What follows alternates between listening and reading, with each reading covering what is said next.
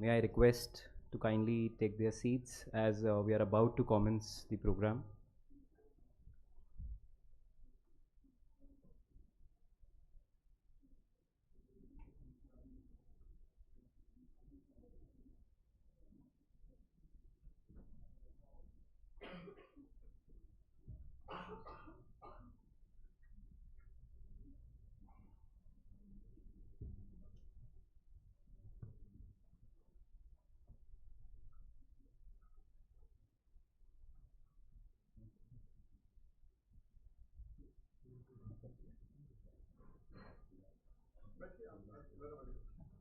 So I'd request you to please join us on the dais.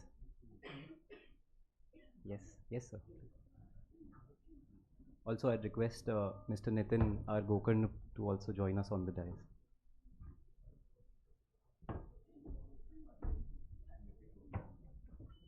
And from Kutch, Ms. Varidhi Singh will be joining on the dais.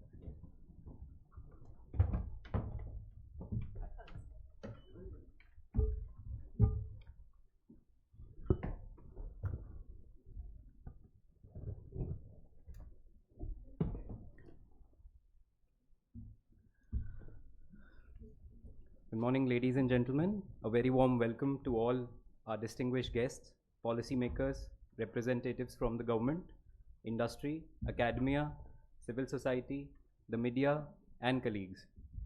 On behalf of Kutch International, it is my pleasure to welcome you to the launch of our report, Harmonizing Bike Taxi Regulations in India, an evidence-based assessment and suggested pathways for reform. Before we begin, I would like to make a few housekeeping announcements. Today's event is being live streamed on YouTube, and we are pleased to have participants joining us both here at IIC and online. As this is a public policy dialogue, I would like to note that today's proceedings are on the record.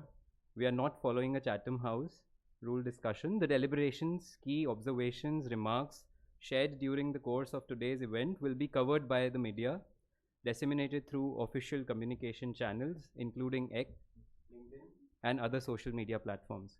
May I also request everyone present in the hall to kindly place their mobile phones on silent mode so that the proceedings may continue without interruption. Ladies and gentlemen, amongst us are distinguished dignitaries, Shri Gopal Krishna Agarwal, National Spokesperson, Economic Affairs, Bharatiya Janata Party, Shri Nitin R. Gokarn, National Road Safety Chairman. Thank you, sir. Ms. Varidhi Singh, Director, Kutch International. India's urban mobility landscape is evolving rapidly, with bike taxi emerging as an affordable and accessible solution to improve first and last mile connectivity, while generating livelihoods. However, fragmented regulations across the state have created legal and operational challenges. The report being launched today examines these issues across 6 states and offers evidence-based recommendations for a harmonized regulatory framework that balances innovation, safety, consumer welfare, and livelihood generation. To share the institutional vision behind this initiative and for the welcome address, it is my pleasure to invite Varidhi Singh, Director. May I request you to kindly address the gathering now.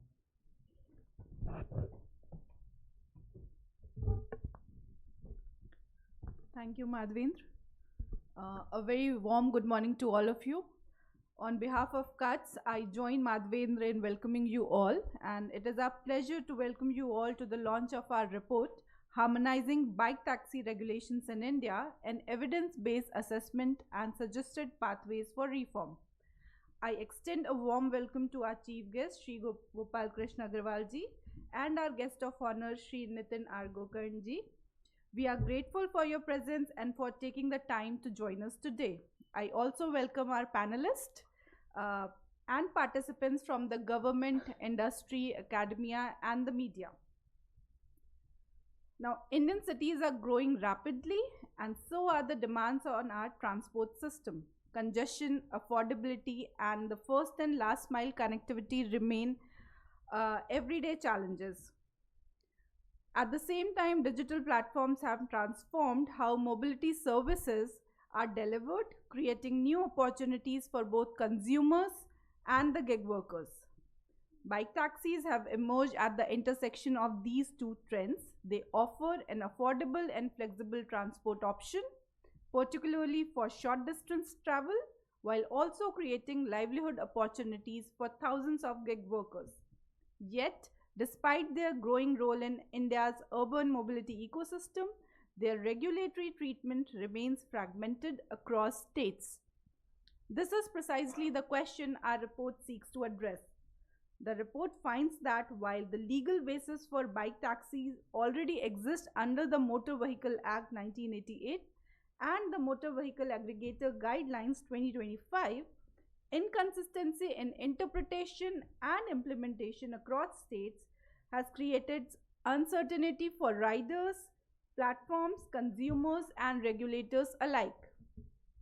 It also finds that enforcement led and prohibition based approaches have done little to improve the safety or reduce congestion while limiting livelihood opportunities and increasing compliance burden.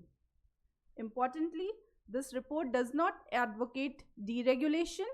Instead, it argues for optimal regulation, a framework that provides legal certainty, ensures safety and accountability, protects consumer interest, and enables innovation. A detailed regulatory policy analysis of the Indian states, global best practices, and evidence based analysis from 6 Indian states through stakeholder consultation, it proposes practical reforms that respect the federal structure while encouraging greater regulatory consistency across the country. At CUTS, we have always believed that good public policy is built on evidence, dialogue, and balanced solutions. This report reflects that philosophy. It seeks to contribute constructively to the ongoing conversation by bringing together diverse stakeholders' perspectives and offering recommendations that are both practical and legally tenable. It tries to portray a complete picture of how platform aggregated motorcycles can resolve the problem of urban mobility, can be a medium of revenue generation for states, serve as an important source of livelihood for many, and a solution for commuters looking for cost effective transport options. Today's event is therefore more than a report launch. It is an opportunity to have an informed conversation about the future of urban mobility, one that balances innovation with public interest, supports livelihood while ensuring safety, and promotes consumer welfare alongside ease of doing business. This event is a platform for engaging with multiple stakeholders in order to carry forward this important and much needed dialogue.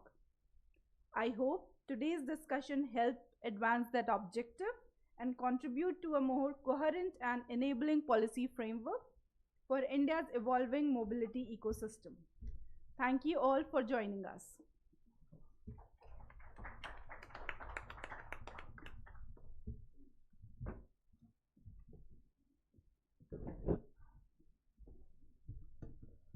Thank you, ma'am, for your thoughtful remarks.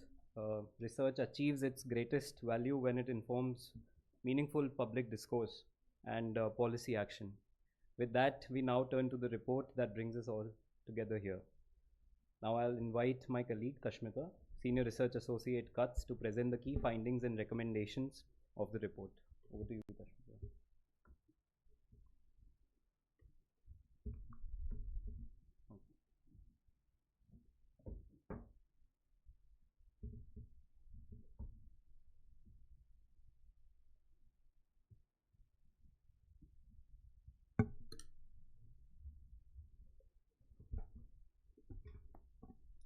A very good morning to everyone and a very warm welcome to the esteemed dignitaries present with us today along with all the participants who have joined us today.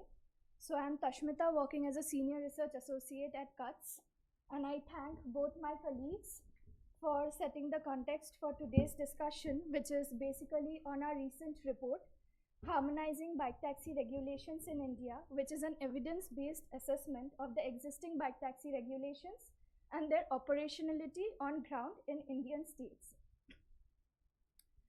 In my next 10 minutes, I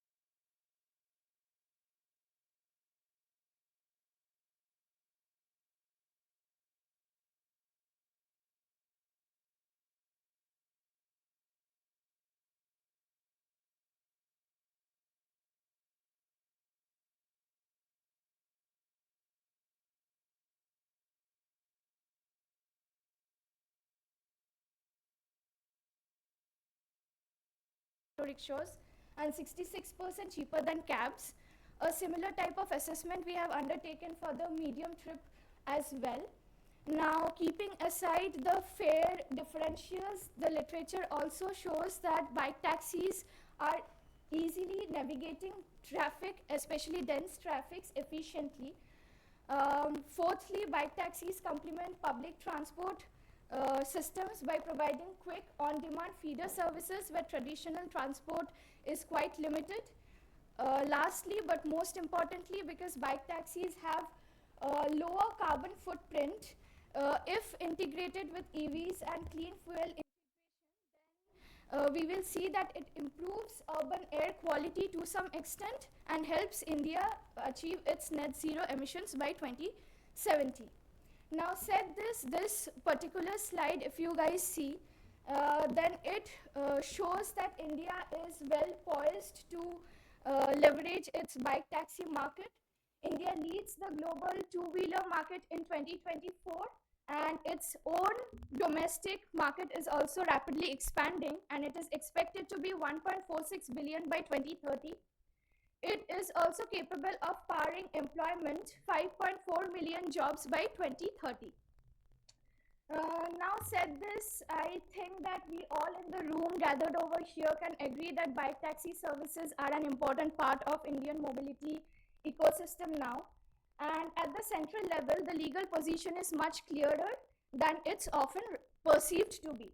So the 1988, it recognizes the motorcycles as motor vehicles, and when used as passenger services, they often fall under the broader framework of transport and contract carriage vehicles subjected to applicable permit requirements issued by the state transport authorities. Now, with shift or rise of the digital platforms like Uber, Ola and Rapido, the regulatory focus has also shifted from eligibility of motorcycles to the governance of aggregators as well. And this evaluation is reflected through the 2015 aggregator advisory, followed by 2020 MVA guidelines, and most recently the 2025 MVA guidelines, which under its clause 23 explicitly permits non-transport motor vehicles to be aggregated based on state authorities to be permitting their implementability.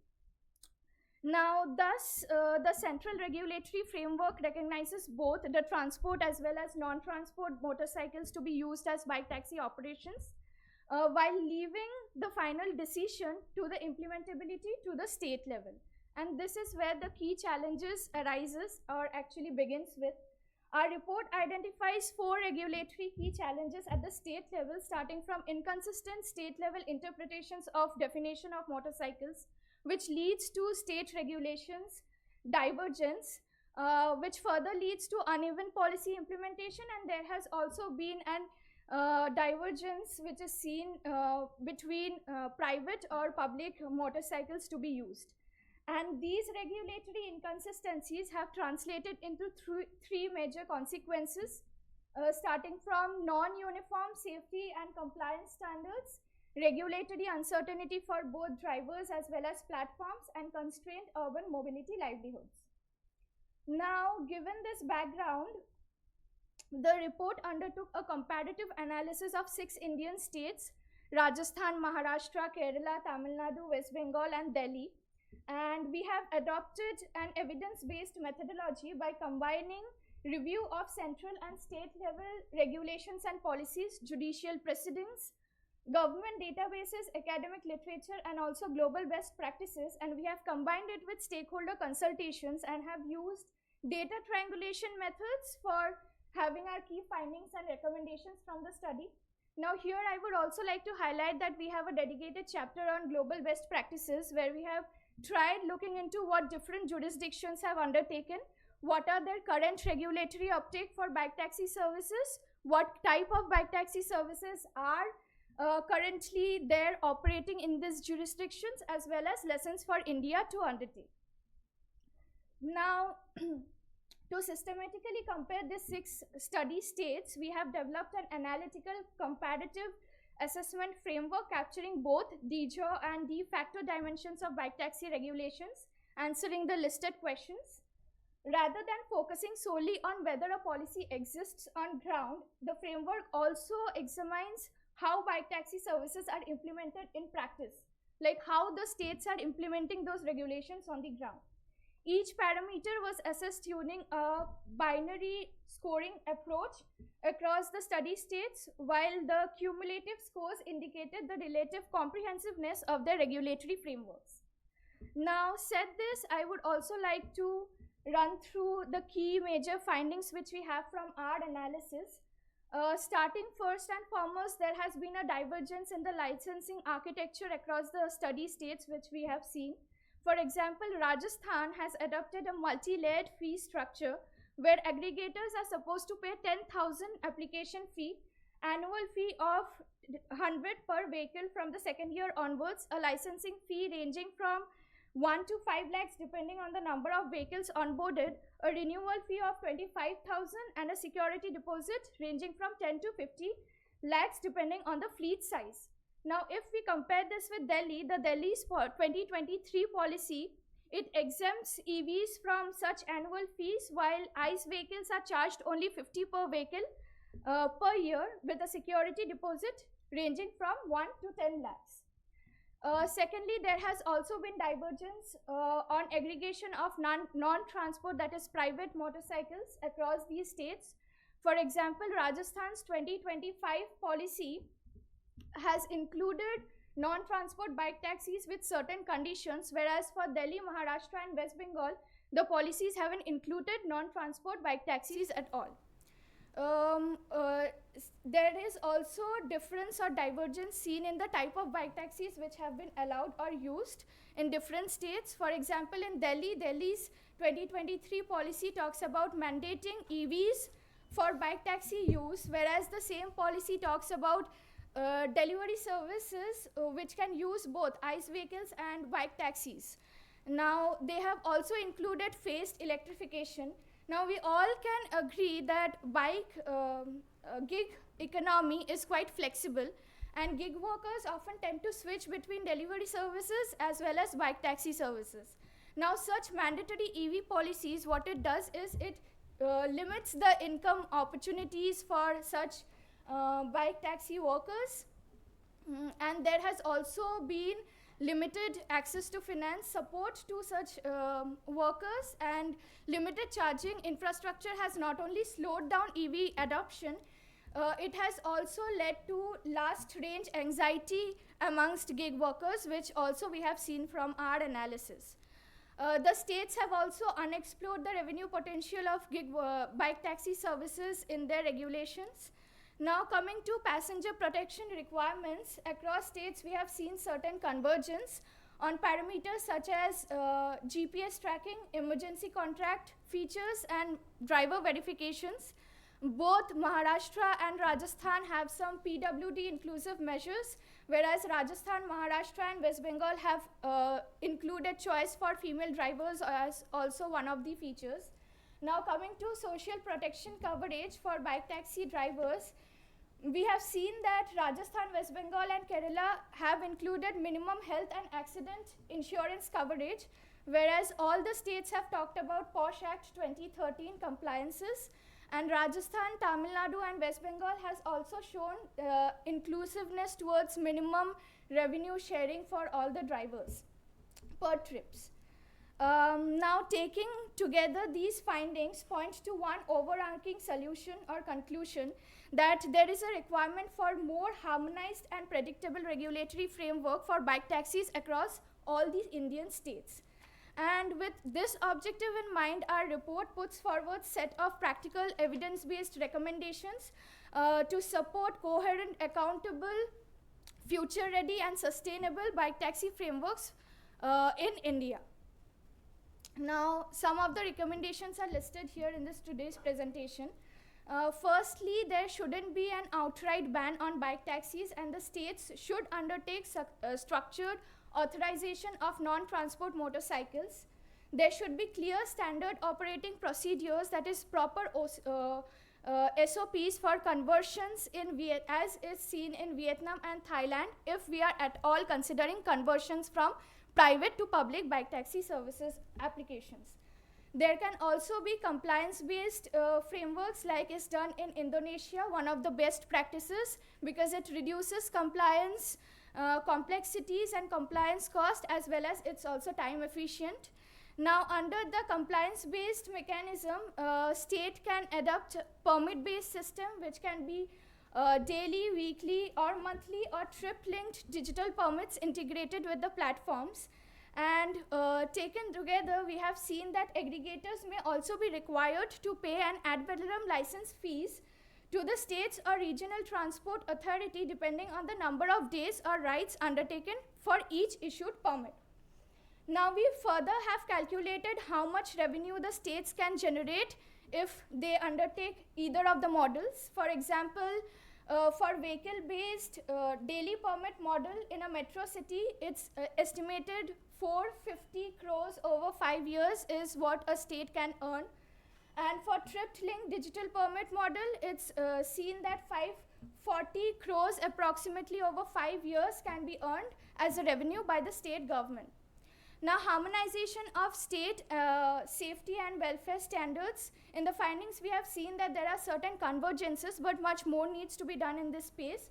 Like, for example, there should be annual third-party audits for pricing and allocation algorithms across the platforms, trip-based microcess shared by aggregators, drivers, and states for social security of the workers. Nationwide, women driver and passenger preferences should be there across the states, and uniform standards for helmet insurance grievance redressal and fair transparency should be there, keeping in mind the gender sensitivity as well as PWD inclusive measures. Now, said this, fifthly, electrification should be incentive-based and also phased. Like, it should replace the immediate EV mandates with phased adoption. Support should be given to drivers on subsidies, affordable finance and credit guarantees, and there should be an expansion of the charging and battery swapping infrastructure before imposing such mandatory electrification guidelines over the states. And lastly, there should be collaborative and evidence-based regulatory frameworks where states can use regulatory sandboxes and also conduct regulatory impact assessment before implementing any regulation. So with this, I come to an end of today's presentation of mine, and I hope this report contributes to the contributes effectively to the narrative of bike taxi regulations which are currently going on. So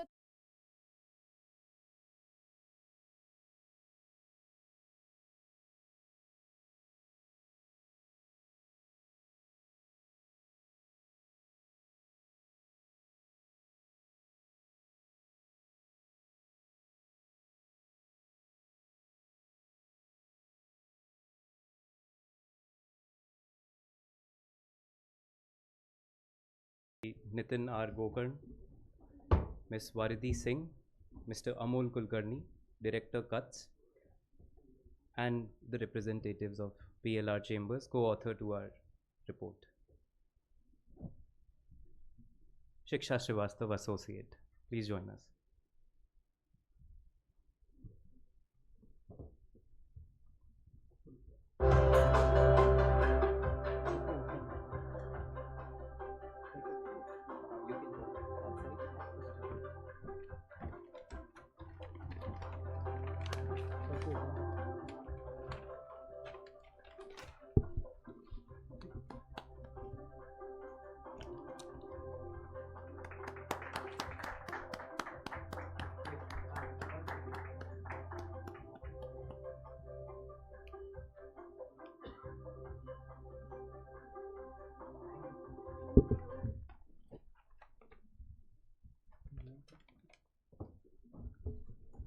Congratulations to the entire research team on this important publication. Thank you, distinguished dignitaries. With the report now formally launched, we move to the keynote segment of today's program. I'm glad to invite Shri Gopal Krishna Agarwal, National Spokesperson, Economic Affairs, Bharatiya Janata Party, to deliver this keynote address. Sir has consistently contributed to national conversations on economic reforms, governance, and public policy, and we look forward to hearing his perspective on the future of mobility regulations in India. So over to you.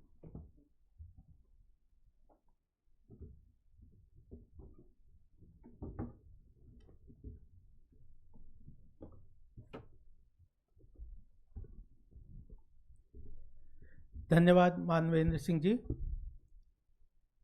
CUTS programs I regularly come and attend. They are always an educative programs for us, and I have been following for a very long period what CUTS has been contributing on consumer protection, policy initiatives, policy feedback, etc. So I congratulate the CUTS for this program today, which is very effectively presented in the book that report that has been launched.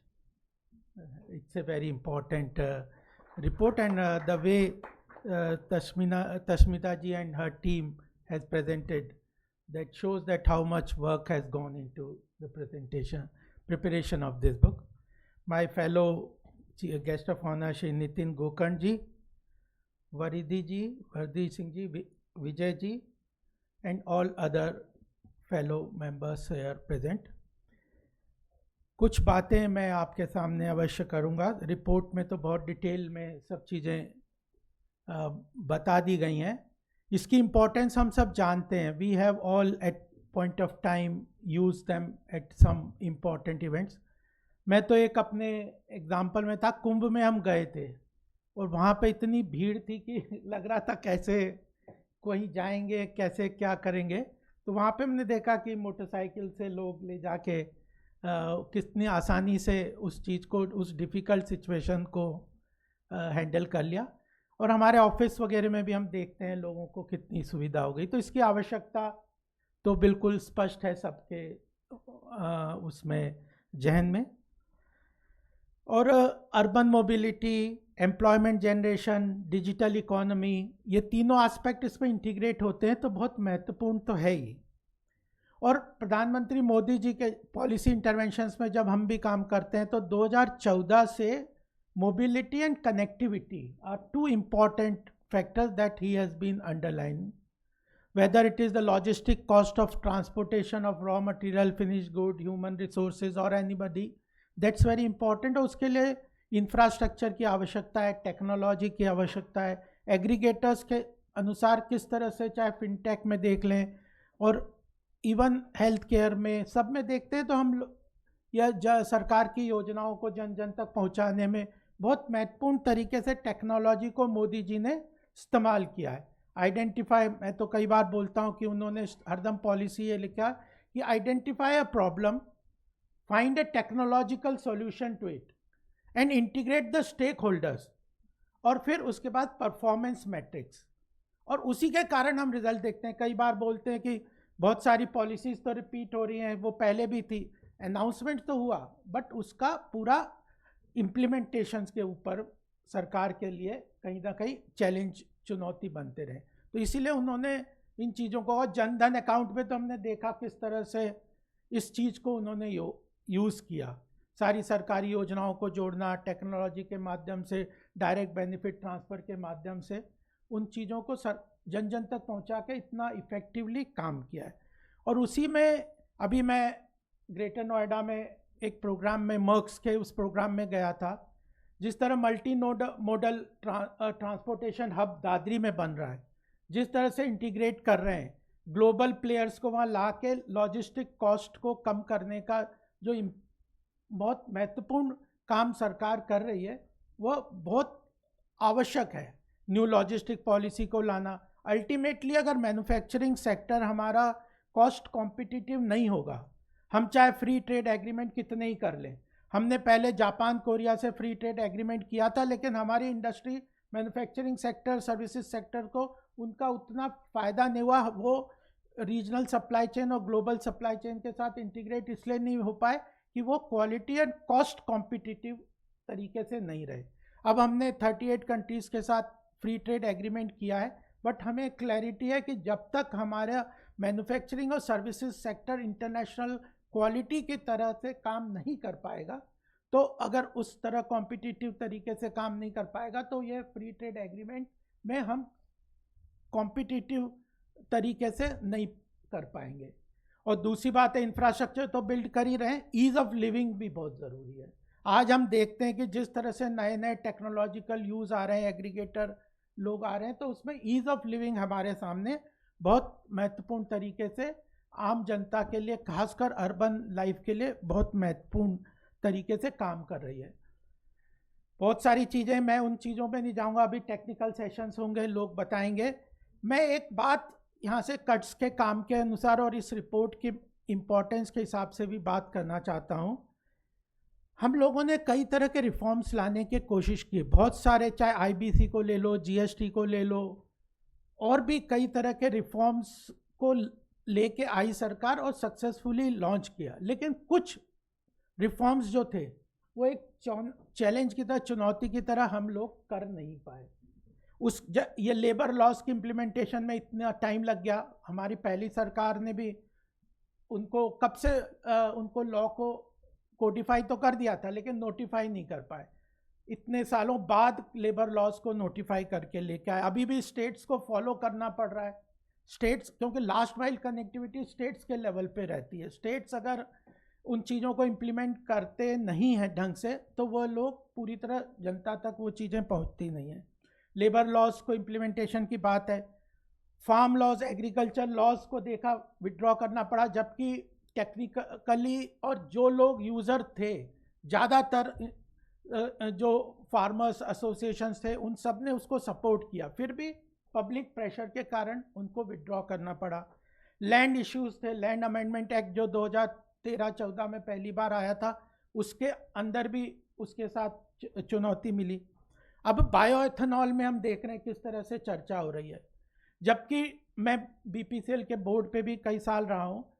जो ultimately अगर foreign exchange reserves को बचाना है, ultimately हमारा जो इतना renewable energy की तरफ जाना है, हर चीज़ में कुछ चुनौती भी होती है, कुछ बेनिफिट्स भी होते हैं। लेकिन नैरेटिव्स कई बार अगर सही टाइम पे सही ऑर्गेनाइजेशंस, लोग सही नैरेटिव्स नहीं लेके जाते, तो फॉल्स नैरेटिव या वेस्टेड इंटरेस्ट नैरेटिव्स उस अच्छी पॉलिसी को भी डीरेल कर देते हैं। तो मुझे लगता है कि ये बहुत महत्वपूर्ण है। अगर ये एक तरीके से आ रहा है, इसमें चुनौती भी है, सेफ्टी की बात है, और भी तरह के रेगुलेशंस की बात है, उसमें और भी गिग वर्कर्स के वेलफेयर की बात है। इन सब चीज़ों के साथ चुनौतियां तो आती हैं, लेकिन इसका बेनिफिट है। तो बेनिफिट कॉस्ट एनालिसिस करते हुए सही नैरेटिव्स को ले जाना। पॉलिटिकल पार्टीज अगर डिसीजन लेते हैं तो पब्लिक नैरेटिव्स बहुत महत्वपूर्ण रहता है। ये चीज़ हमें समझना चाहिए। जो भी थिंक टैंक्स की तरह काम करते हैं, पब्लिक पॉलिसी में काम करते हैं, उनको ये बात देखना पड़ेगा या समझना पड़ेगा कि पॉलिटिकल डिसीजंस एक बहुत बड़ा पॉलिटिकल कैपिटल लगाते हैं सरकार अलग अलग समय पे। आज मोदी जी का पॉलिटिकल कैपिटल बहुत ज़्यादा है पिछली सरकारों के स्थिति में भी, लेकिन उसके बाद भी पब्लिक ओपिनियन बहुत मैटर करती है डेमोक्रेसी में। इसलिए अगर राइट नैरेटिव्स, अगर सही इंस्टीट्यूशंस ने, वेल मीनिंग इंस्टीट्यूशंस ने, वेल मीनिंग ऑर्गेनाइजेशंस ने उन चीज़ों को नहीं ढंग से प्रेजेंट किया, तो फिर वो नैरेटिव वेस्टेड इंटरेस्ट के माध्यम से अलग तरीके से चले जाता है। और भारत, जो विकसित भारत की जो कल्पना प्रधानमंत्री मोदी जी 2047 में लेके जा रहे हैं, उसमें ऐसा नहीं है कि चुनौतियां हमारे सामने नहीं है। ग्लोबल लेवल पे भी चुनौतीज हैं, ग्लोबल लेवल पे भी चैलेंजेस हैं। बहुत सारी कंट्रीज हैं जो कंड्यूसिव नहीं है कि भारत इकोनॉमिकली बहुत पावरफुल स्टेट बने, कंट्री बने। तो उस तरह की चुनौतियां, डोमेस्टिक चैलेंजेस, ग्लोबल चैलेंजेस, कई तरह के इस तरह वेस्टेड इंटरेस्ट के चैलेंजेस को सबको समझाने के लिए यह बहुत ज़रूरी है। तो मैं ये बात करना चाह रहा था आप लोगों के सामने। एक और बात मैं ये कहना चाहता हूँ कि जब कोई रेगुलेटर होता है, क्योंकि मैं फाइनेंशियल मार्केट्स के साथ भी, सेबी वगैरह के साथ भी काफ़ी काम किया, एनमी वगैरह के साथ भी, तो रेगुलेटर का जनरली उनकी थिंकिंग होती है कि हमें एनफोर्समेंट सेंट्रिक रेगुलेशंस ले आए, जबकि उनका रोल अगर आप देखेंगे तो यह है कि यू हैव टू डेवलप, उनके मैंडेट वगैरह में देखेंगे तो you have to develop those market. कई रेगुलेशंस आते हैं जो कि अपने आप में कंप्लायंसेस कॉस्ट भी बढ़ा देते हैं, और अल्टीमेटली उसी सेक्टर को वो कंप्लाई और रेगुलेट तो कर लेते हैं, बट ग्रोथ और डेवलपमेंट को कहीं ना कहीं हिंडर करते हैं। तो ये चीज़ भी धीरे धीरे हम लोगों के ध्यान में आती है। एक और बात मैं ये कहना चाहता हूँ कि जब भी पॉलिसी इंटरवेंशंस हम लोग करते हैं, स्टेक होल्डर्स डायलॉग बहुत ज़रूरी है। हम सरकार के अंदर भी इस बात को काफ़ी बार रखते हैं कि जब जो डिसीजन मेकिंग मिनिस्ट्रीज़ हैं उसमें ब्यूरोक्रेटिक और ब्यूरोक्रेसी का इनपुट तो पूरा डिसीजन मेकिंग में है, उसके बाद इकोनॉमिस्ट और उनके जो लोग हैं जो एकेडमिशियंस हैं उनका भी इनपुट है। एक्चुअल स्टेक होल्डर्स जो उन चीज़ों को यूज़ करते हैं उनका जनरली मिनिस्ट्रीज में एडवाइजरी रोल ही हो जाता है। आप एडवाइस दे दीजिए, बजट आ रहा है उसके पहले 2 महीने पहले एडवाइस लोगों से बिजनेस कम्युनिटी और उनके साथ इंटरेक्शन होता है, वो एडवाइस दे देते हैं। उस समय तक तो बहुत चीज़ें फ्रीज हो जाती है। तो उनका ज़्यादा से ज़्यादा पार्टिसिपेशन डिसीजन मेकिंग में हो तो वो इफ़ेक्टिव पॉलिसी सही ढंग से बनती है। ये बात भी मैं अंडरलाइन करना चाहता हूँ। और लास्ट बात मैं ये कहना चाहता हूँ कि 1991 के रिफॉर्म्स हुए थे, दे वर अंडर कंपल्शंस। अटल बिहारी वाजपेयी जी के टाइम पे जो रिफॉर्म्स हुए थे दे केम विथ ए कन्विक्शन। तो उनके जीवन उस समय की 2 घटनाएं मैं आपके सामने बताना चाहता हूँ कि उस समय अंदर से भी बहुत अपोजिशन था, पार्टी के अंदर भी बहुत अपोजिशन था।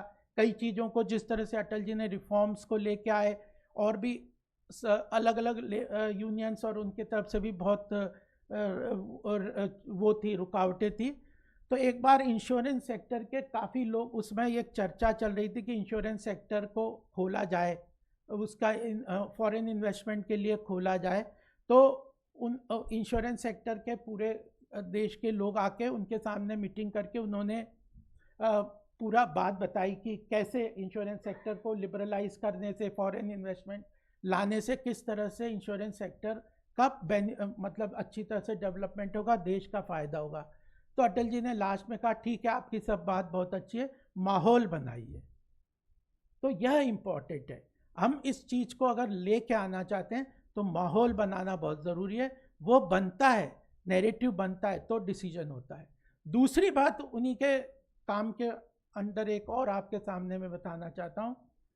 ये मैकिन्जे ने एक बार उनके पास प्रेजेंटेशन की, अटल जी के पास, प्राइम मिनिस्टर थे जब वो, कि हमें how do we achieve a 10% growth for India, GDP growth of 10%। पूरा प्रेजेंटेशन किया, पूरी टीम थी, उन्होंने स्यूमोटो प्रेजेंटेशन किया था। It was not a mandate from the government, but Rajat Gupta उस वक्त आए थे, उन्होंने प्रेजेंटेशन किया पूरा कि how India can achieve a 10% GDP growth rate. Last में अटल जी ने कहा अच्छा गुप्ता जी सब बात ठीक है, बताओ ये होगा कैसे।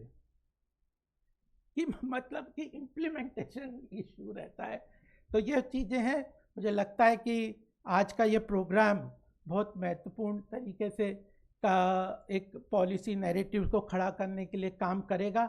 जो पूरे टेक्निकल सेशंस पूरे टाइम पे हैं, ये चीज़ों को मंथन के बाद डायलॉग और उसके साथ स्टेक होल्डर डायलॉग के साथ प्रॉपर तरीके से ये चीज़ें आएंगी और उसके बाद एक अच्छा प्रॉपर नैरेटिव अपने इसके लिए और पॉजिटिव एनवायरनमेंट क्रिएट होगा। इसी शुभकामनाओं के साथ मैं धन्यवाद देता हूँ विजय जी, पूरी मानवेंद्र जी और सब टीम को कि मुझे यहाँ बुलाया, अपनी बात कहने का मौका दिया।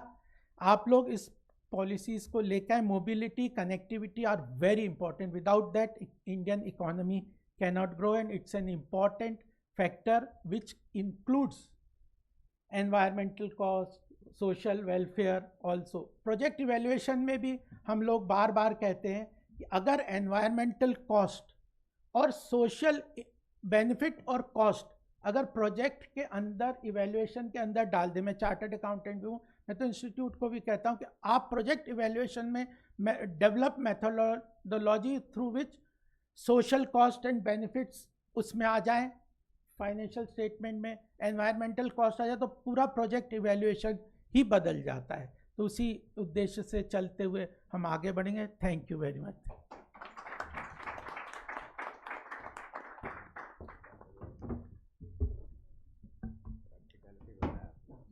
धन्यवाद sir. Thank you very much for your insightful address and sharing your perspectives on economic reforms, innovation, policy environment that is required to support the emerging mobility solutions. And we are hopeful that this will create a positive narrative for the mobility ecosystem. Now, it is my privilege to invite Shri Nitin R. Gokarn, Chairman, National Road Safety Board, to deliver the special address. Road safety remains central to every discussion on mobility, and we look forward to hearing your valuable insights, sir. I request you to kindly address the gathering.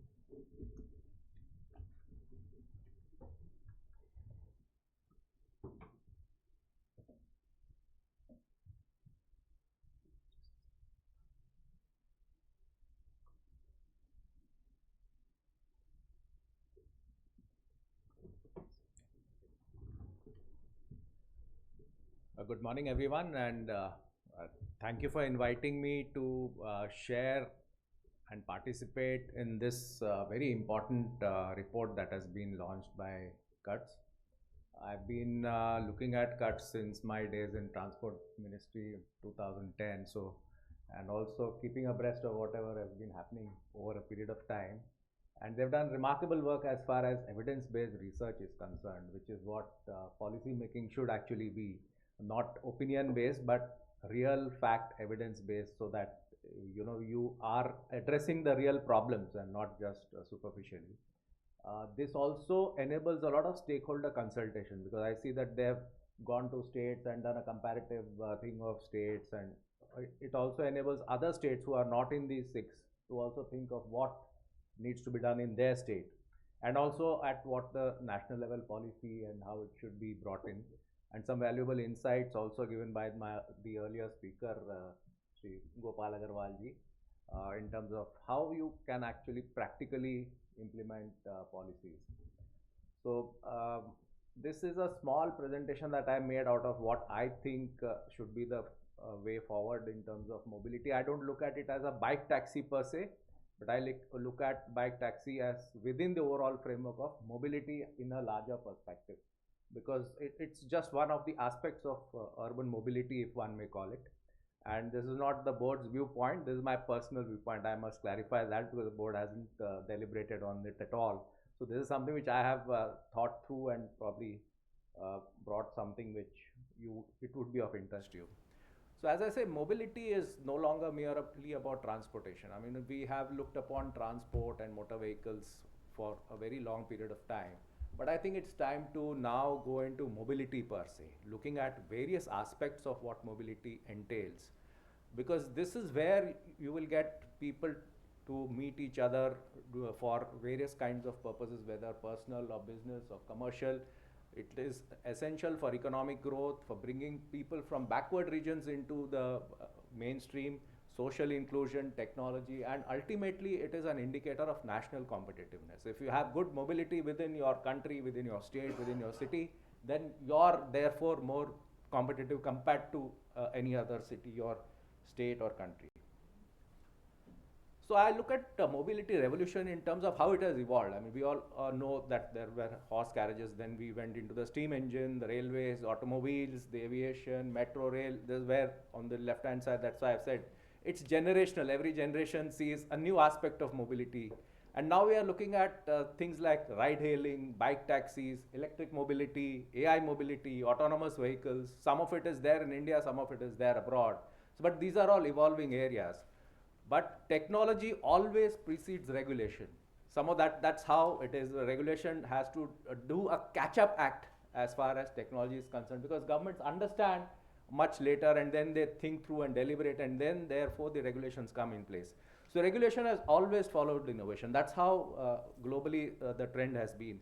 And ultimately governments succeed where regulation keeps pace with technology. If that gap is more, then the dissonance and the growth of that sector therefore gets affected.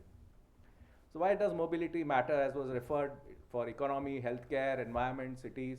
Also the social inclusion part in terms of education, employment, inclusion, and women. So mobility is actually opportunity to participate in the growth process in the larger context. So transport is not an end in itself, but therefore it is an enabler of development per se.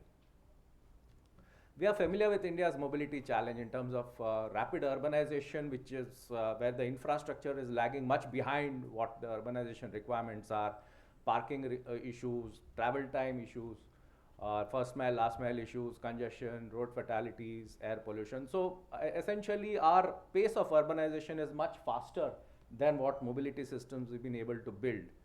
And what is also happening is mobility is now becoming digital.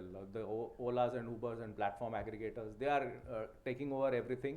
You have a digital platform, you get your driver. I can hire a driver for my vehicle even if I don't need to have an Uber or Ola. And you do the payment, there's this insurance thing. Government also is overarching everywhere, but the analytics is where we need to actually now look at how it is emerging. So it's in a global regulatory landscape, how is the world looking at digital mobility? So I just looked at a few regions. EU is looking at platform and data governance. They're not looking at motor vehicles now, but there are regulations, but now you're looking at platform and data aggregators. UK is looking at operator licensing.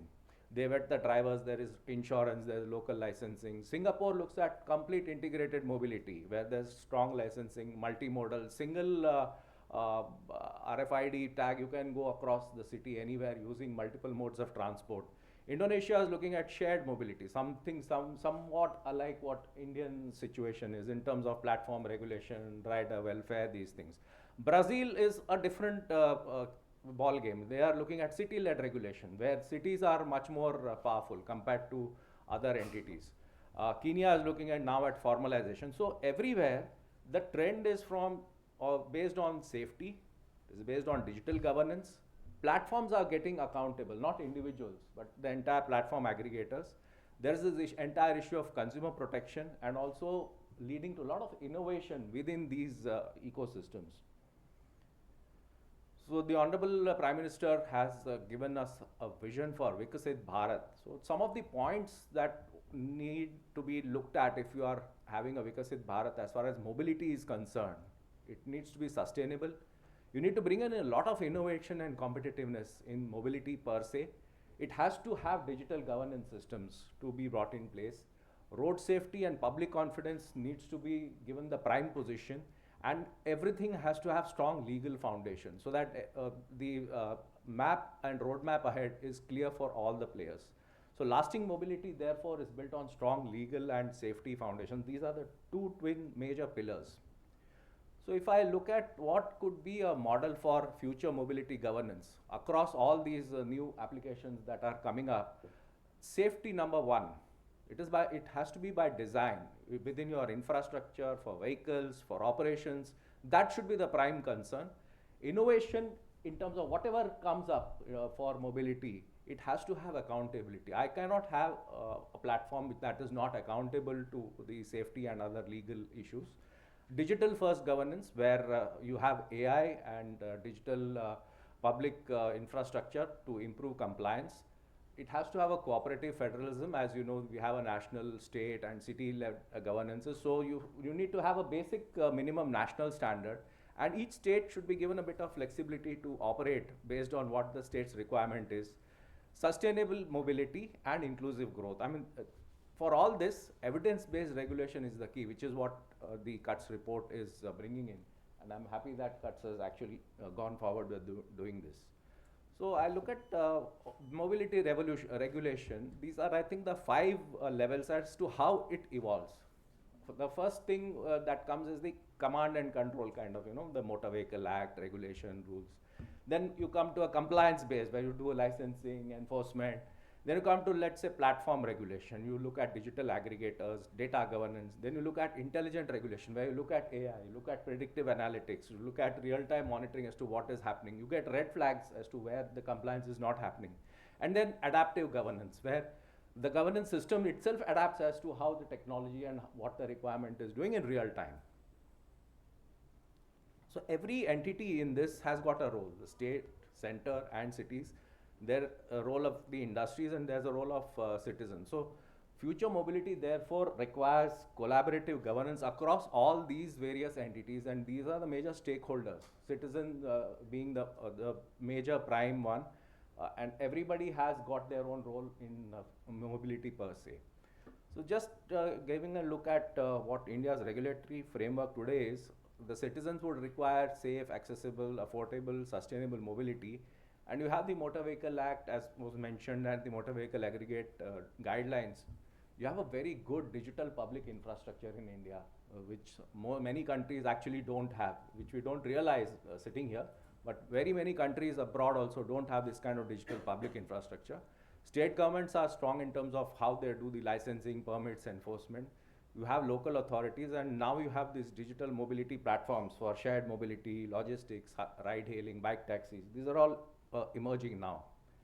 So the guiding principles, as I again say, safety first, regulatory certainty, where everybody knows what the regulations are and not keep on changing what the regulations are. Digital governance, cooperative federalism, sustainability in mobility, and citizen-centric services. So our architecture is very unique because we have a very strong legislative framework, something which we need to acknowledge. And we have very good world-class digital public infrastructure, which is a major advantage compared to many other countries. So we now need to build on this so that there's seamless coordination between all those 5 entities that I had shown you. This is very widely known, not much debated though, but the sad state of the Indian road safety. This is a report of 2024. You will see that the vulnerable road users are actually the most neglected as far as our planning goes. Our mobility is mainly car-centric today, and that too private car-centric.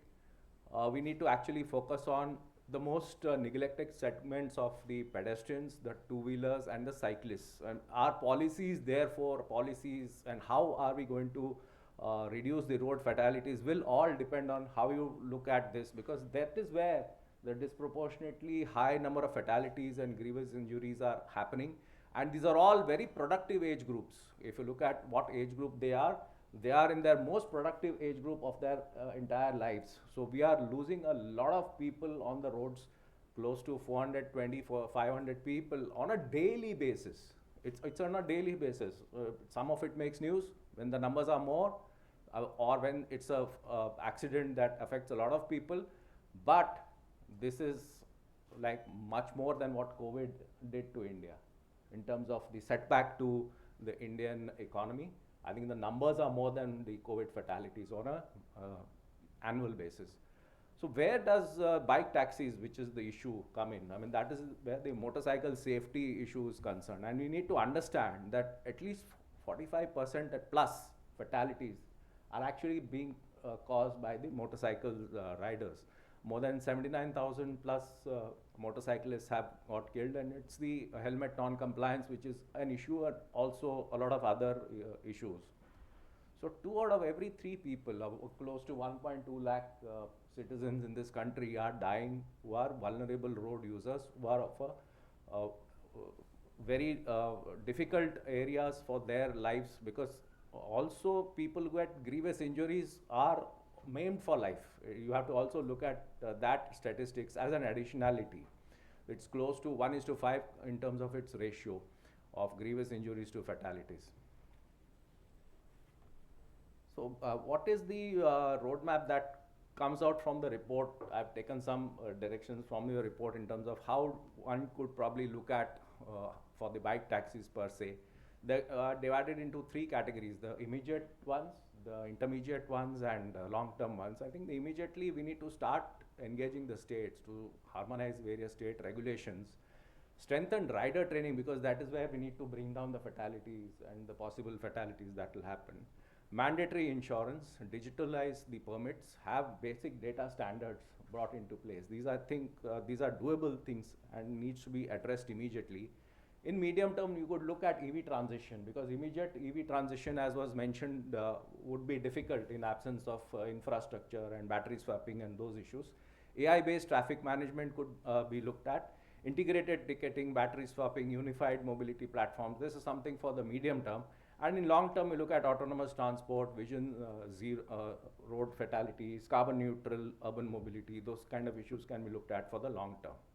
And some of the issues that are specific to bike taxis, I mean, which may not be necessarily there elsewhere, which could be looked at as you looking at predictive crash analytics, where in which areas do you have more of two-wheeler fatalities.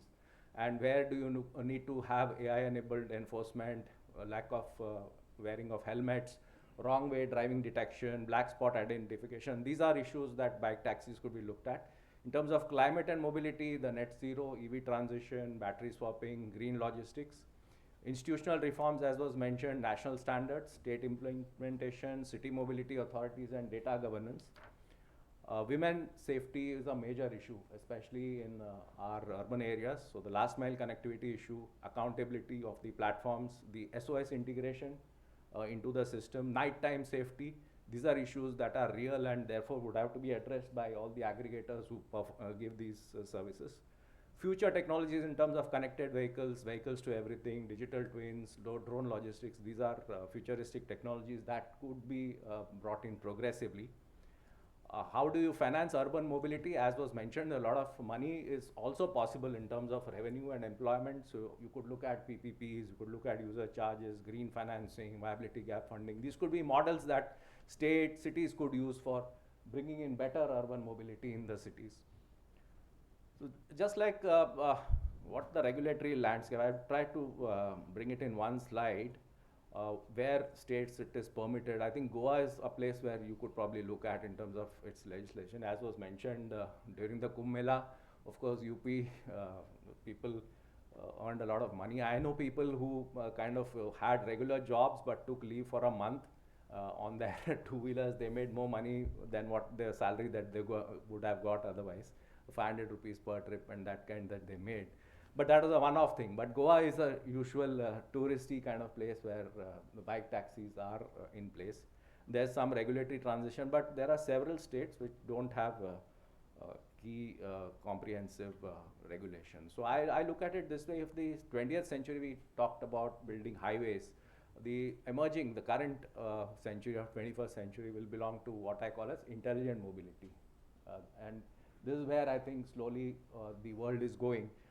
So India has led in building world-class infrastructure, but we need to also be leaders in creating world-class governance for the future of mobility. That is where I think we need to go. Thank you for inviting me, and I wish all of you success in taking this report forward and making it into a reality. Jai Hind.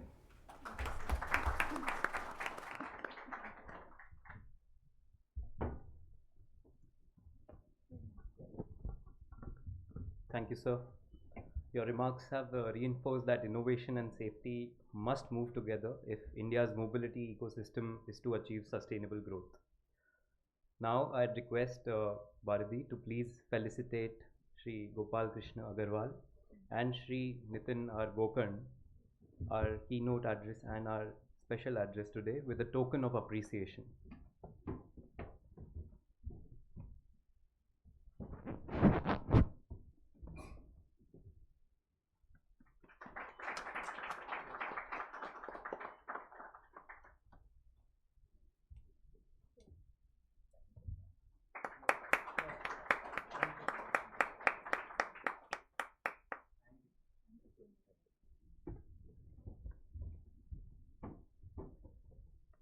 Thank you. And now we'll move towards the first panel. So I'd request our dignitaries. Please join. Thank you. Thank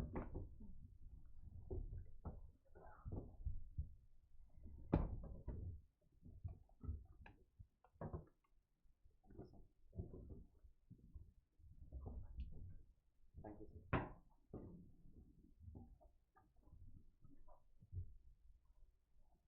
Thank you. So our first panel discussion is harmonizing regulations across states, bridging policy gaps, legal ambiguities. As bike taxi continue to gain prominence, regulatory approaches across states have evolved differently, reflecting varying legal interpretations and policy priorities. This session will explore how greater regularity, coherence, can provide certainty while balancing innovation, consumer protection, safety, and fair competition. To moderate this session, I invite Mr. Amol Kulkarni, Director, Cuts International.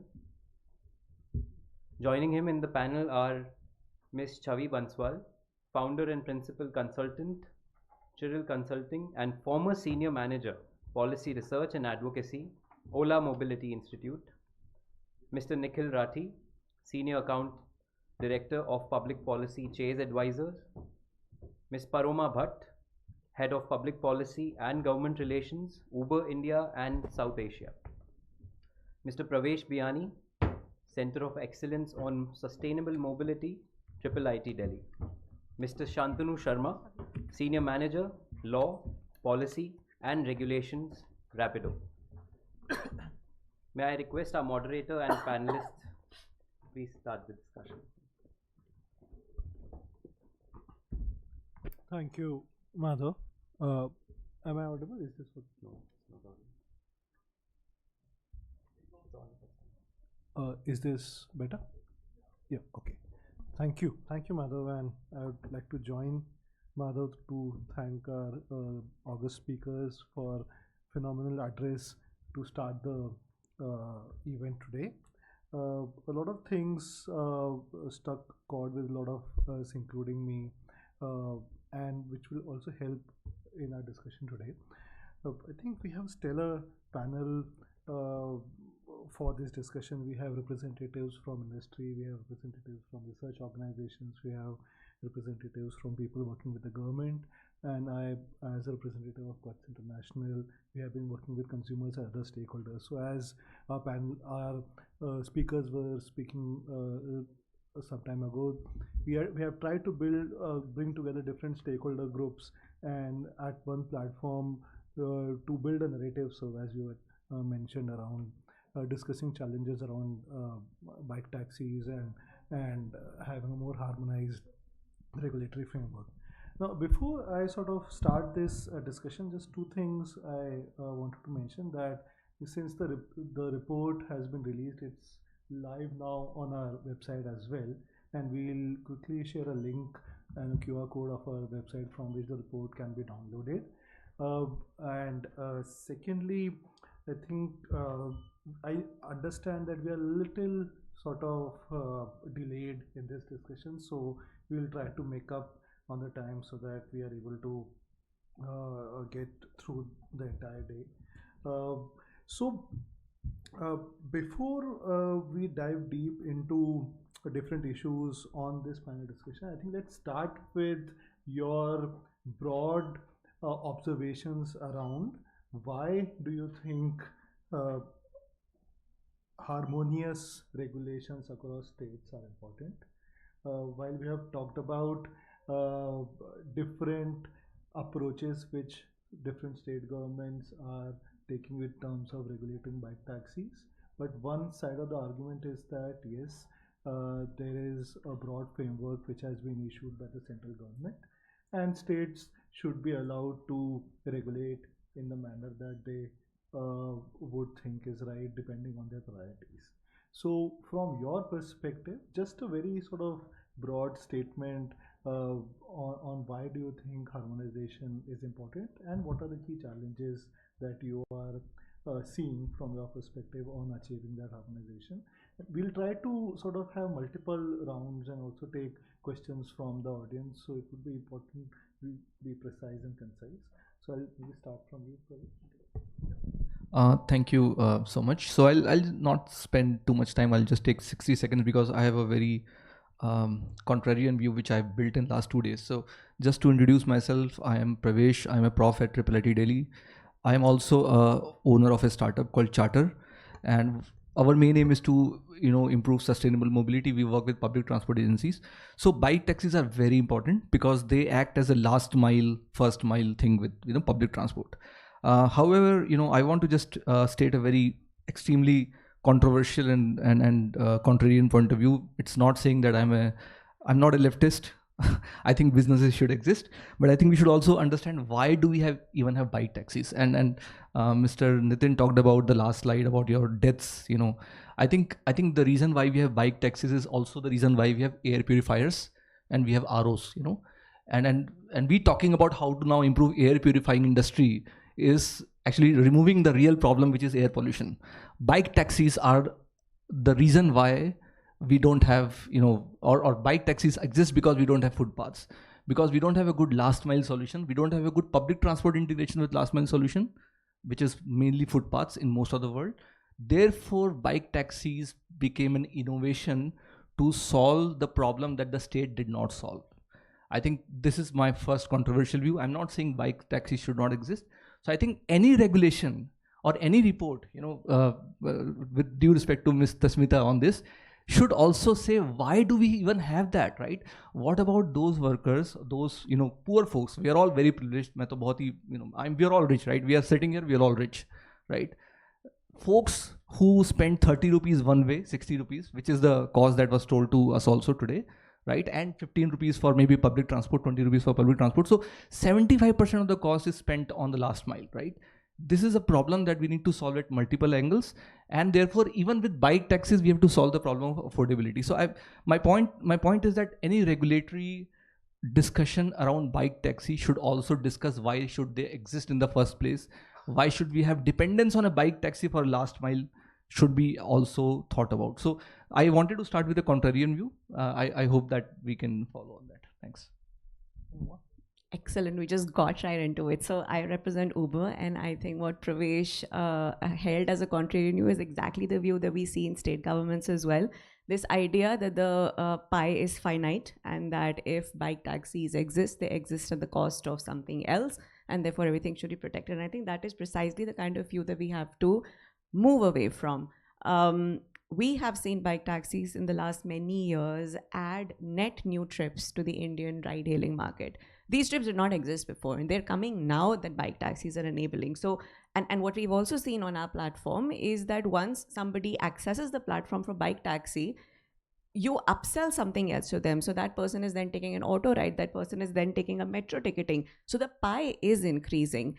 And if we start looking at bike taxis as part of the larger urban mobility equation, we are going to come out with more sensible policies. And that also goes to the heart of the issue that it is about political will. The central framework is clear. Could it be stronger? Of course, everything can be. But the states have the necessary tools to harmonize regulations. It's about the choice. Kumbh was spoken about a few times. Interestingly, Kumbh, while the Kumbh Mela was happening, bike taxis on white plates were allowed in UP. And the latest draft policy in UP talks about only yellow plates. So you see a government who has actually used non-transport vehicles to solve a very real mobility issue, then in policy take a very different stance. So I would say don't think about it as zero sum, and have the political will to do what is right for the larger ecosystem. Thanks. So building on what Paroma just said, the reason why we need harmonizing is because motor vehicles typically they fall under the concurrent list of the constitution in the 7th schedule. So we have the central government giving us the MVA guidelines, but that in itself is a challenge because it's a guideline. It's not legally enforceable, and it does not even define the scope of what we are calling bike taxis. So when we talk about governance models keeping up with the changes in technology, this is precisely where the problem comes in. Nobody is entering the gig workforce with the intention of retiring as gig worker. So why are we pushing the commercial license plates on people who are probably only in here for a few years as a stopgap arrangement to meet another means to an end? So that is one of the reasons why maybe something that comes from the central government would actually help states fill in that gap and build up on it instead of banning bike taxis while they figure out the regulations. And again, this is not something that is unprecedented because the government has already done that in Code on Social Security. It clearly defined what social entitlements are for gig workers. And in turn, the states were then free to implement that how they want to. For instance, adding cess or maybe treating a state contribution as a contribution to the central fund. So we need to have a similar approach where the central government clearly defines what bike taxis are, who can use bike taxi for commercial use, and then the states can build on it based on their own individual requirements. First of all, thank you to the CUTS team to inviting me. I'll just take a thought from what Pravesh ji mentioned in terms of why bike taxis came into as an innovation requirement. But not considering those parameters, but currently looking at the ecosystem that they have developed, not just from a mobility point of view, but even from a logistics point of view, it is touching everyone's lives. So that question in terms of whether they should be there or not, it's long past, the ship has sailed. They have to be there. They will be there. They solve many problems. They might have come up due to some other reasons, but now they are solving more problems. They are giving more opportunities to people. So that thought has moved. In terms of why harmonization is required, I still feel there's a lot of optional federalism, the cooperative federalism that we say, but if we look at it, it is more of an optional federalism. We have MVAG 2025 guidelines, but states are free to adopt it or not adopt it. When we say predictability in regulations or policy making, there has to be a binding floor, a minimum binding floor. Flexibility could be given to states, but there has to be a minimum binding floor. Without that, we will not have that harmonization, will not have that equal opportunity for everyone in India. So that minimum predictability from federal lens has to be there. So a minimum binding floor has to be there. Thank you. Sure. Hi everyone, I'm Shantanu. I represent Rapido here. Hearing all our panelists, we have touched upon both the sides of it, why bike taxi are important today in the country, and then what are the regulatory challenges. So I'll just take 2 minutes on both aspects. Why bike taxi is needed? What we believe at Rapido, or I could say my personal opinion, is that if you see the entire economy, logistics and transportation are always a cost. They are not adding to the economy. For any service, any product, transportation is a cost. Till the time we are solving in making logistics and transportation affordable for common people, we are generating more revenue in the economy. We are making the economy churn. That is the thought process where bike taxis come in. I do understand that there are some gaps in the public transportation system, but I think the same scale and measurements can't be put on a country like India, where the amount of people moving in a single day is probably 4 or 5 countries combined in the European Union. So public transportation could have been is a great way of people moving daily in a European country, but we can't have same standards for India. India has a different need, different problems to solve. There are rural, urban, semi-urban, different kind of areas where we know for a fact that public transportation, if we go in that direction, will take almost another 50 years or may not even happen. You can't have a bus route for a person who is traveling from a village or moving from a smaller place to a bigger town. So bike taxis are going to be there. They came as a solution, an affordable solution. And as Paroma said, it's just there are more people moving. It's not that they have taken a share from an already existing market on a cab or an auto. It's a new category which has been created. Secondly, on regulatory challenges, I would say, as all of us highlighted, I think central government has been consistent with its stand. Right from 2004 to 2024, there have been SO, notification, guidelines, advisory, everything has happened. Just because there is it's a concurrence-less subject where states have their freedom, we don't mean to say that we are challenging somewhere the state government's power to regulate it, but problem is the inaction. Everyone knows bike taxi is solving something in the states where there is no regulation. States like Tamil Nadu, Rapido is working with Metro. We are the first mile, last mile. Their daily Metro ridership has increased because bike taxis exist. So they know that is there, but they're just not acting it to frame it in a regulated manner where we can operate with more confidence. And what it does is that it wears down the confidence of people who operate in this sector. So regulation is only going to enable it further in terms of bringing that confidence. I, as a person, decides to do bike taxis for a 1 year time, for 1 year. If there is no regulation, I will not be able to take that decision. Today, if that regulation happens, I'm confident as a gig worker, I can operate 1 year as a bike taxi person. I can feed my family, I can take care of my expenses and then move on to a full-time employment. So that's why regulation comes in. Sure.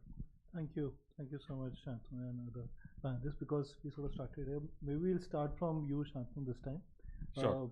If that is okay with Yeah, you. please. Very interesting insights and sort of a little bit divergence also. But I just wanted to sort of pick a point that you had mentioned and which came out in the report also when we did some stakeholder consultations, that both Paroma and you mentioned that the pie has been increasing and bike taxis are actually complementing other modes, particularly the public transport, and they're not taking anything away from the existing players. But there is a lot of fear, so to speak, or concerns within the existing modes, such as auto drivers and other incumbent transport or intermediate transport service providers. So how do you engage with them? What is your response to the concerns they are raising, and how do you assure that their interests are met? So yeah, it's a great question. I think most of the problems are rooted in this question when it comes to a particular state, and it is the same problem, I think, which might have happened when people move from these offline system to aggregation system, and then whenever the apps came in the Indian market, there was a lot of resistance when Uber came in.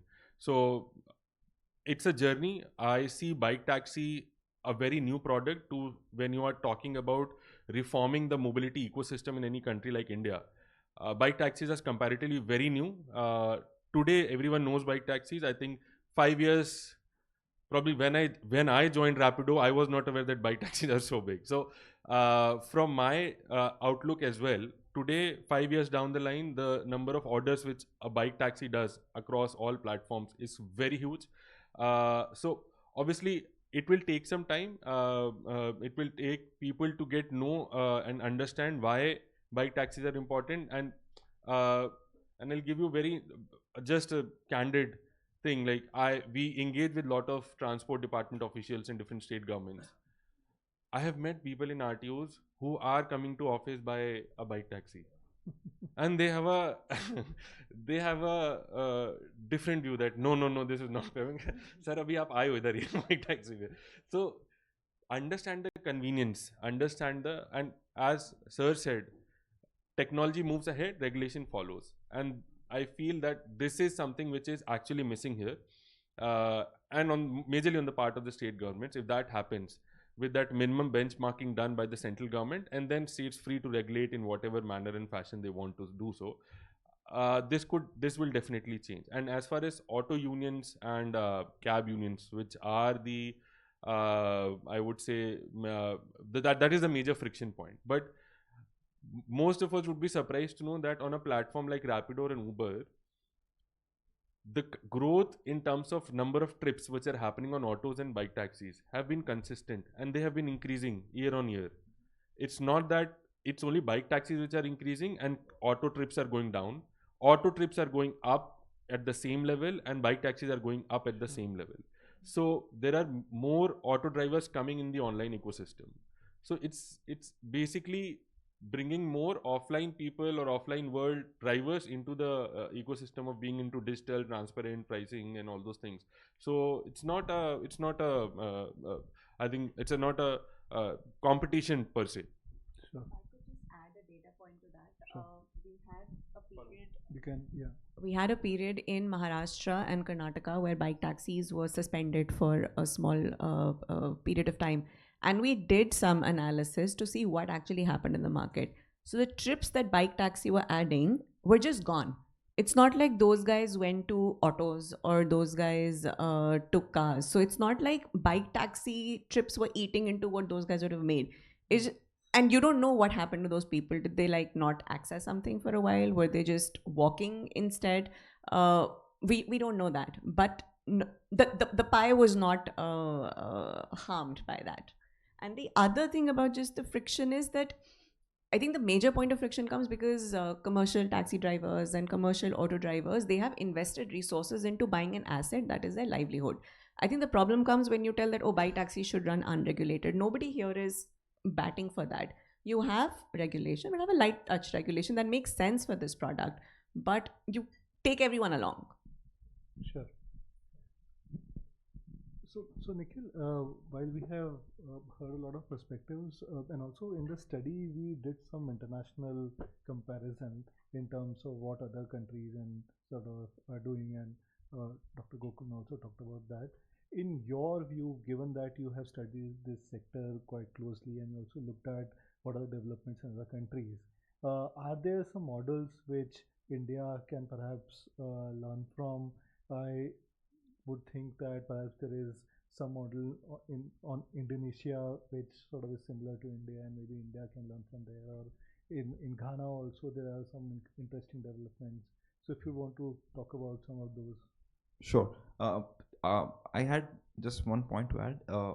Also, from a global point of view, in terms of adopting something, I also wanted to share something from an Indian point of view, which I felt which is more close to us, and we can replicate that. I feel for that cooperative federalism to work, there should be a GST style council of center and states in a shared mobility that would actually bring in all the stakeholders. The modalities or operations can be decided in terms of what has to be done, but considering mobility being in a concurrent list, road transport being in a concurrent list, that GST style model definitely can work. We have seen it working very well in the GST implementation in India. It started in 2017, but now if we see time and again we see the council coming up with new regulations, new changes basis the demand. So the evolution of the policy making in that council is actually meeting the market demand. The same can be done in the transport mobility side from India's perspective if you have to look.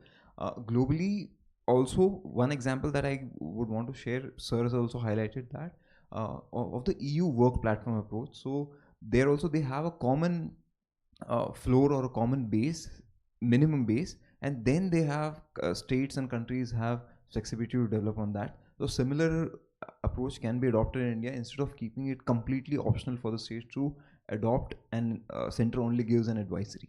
Yeah. Sure. Thank you. Sure. Chavi, you talked about the challenges in terms of which non-transport motorcycles face while operating as bike taxis. Why are they not? Why is it difficult for them to obtain a commercial license, and what are the challenges around that? Why can't they easily be yellow plated and they operated as bike taxis? Can you explain? So, one, I would like to point out that even when it comes to using your personal vehicle for commercial use, that use in itself is very ambiguous. Okay. So, for instance, you can use your personal vehicle for the delivery of goods when you're attached to an app, but you can't use it for passenger services, which does not make sense if you come to think of it. And second is when you talk about licensing, every state has a different compliance network. It's like a web, and like for instance, some state have license validity for 2 years or 5 years. Then there are some states where the bank requires a bank guarantee, another state requires a bank security, and in certain cases you need a physical office. In some states you don't need a physical office. So all of this in itself creates a web where perhaps smaller players anyway have an entry barrier. Not everyone can afford to track the shift in regulatory and compliances with the change in borders, and that in itself creates that barrier, because you talk about sunk cost fallacy for somebody who's only coming into gig workforce with the intention of working for a year or 2 years. Am I really going to buy an EV now just because my state has mandated I can only use an EV? And to maybe, and in a country like India where it's not just that two-wheelers are that popular, but people cannot afford new two-wheelers as well. A lot of times people buy second-hand bikes. Even they deserve an opportunity to make commercial use of it, to be a part of the workforce. In a way, we not only, like when we create these web of compliances that change from state to state and we don't have clarity, it's not just that we're pushing our commuters into less preferred options, but we're also creating barriers to livelihood opportunities. And that is something we need to consider when we set the guidelines for states. Sure. Paroma, while you had sort of intervened and added your perspective, but one question which I had for you was that sir had also mentioned that maximum number of accidents and fatalities and sort of other challenges happen at motorcycles.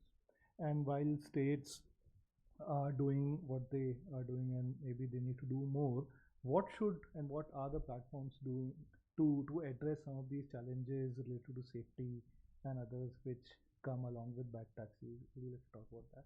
Sure, yes. So obviously the statistic is quite tragic and unfortunate, and in an ideal world, like there would be no road fatalities. But I feel that as aggregators and organizers of such sort of solutions, you are better positioned to make interventions that enable a safer road environment. Uber, for instance, has a helmet verification. So a bike taxi driver cannot go on trip unless he takes a selfie and he's wearing a helmet on it. So interventions like that, it takes investments to build app like that. It comes at a cost of introducing friction in the system, because I could just put that guy on the road straight away and enable that trip on my platform. But to do that, I'm making that conscious call as Uber that no, it's more important for this person to have a safer ride than have a ride at all. So interventions like that help. There is also the aspect of, when you onboard people, you have to give them at least some level of training. So good road safety training, better road behavior, following traffic guidelines, that is important. As Uber, we now also have partnerships that help the 0 hour or the golden hour interventions. So we just did a partnership with 4242 ambulances. So if a driver has been in an accident, they can call 4242 and get interventions at the moment, and help with life-saving interventions in that moment. So yes, so as platforms, essentially we can invest and make sure that whatever is already happening on the roads is happening in a safer ecosystem. Sure. Thanks, Parama. So Pravesh, obviously you have heard what others are saying, and some of that was in response to what you said.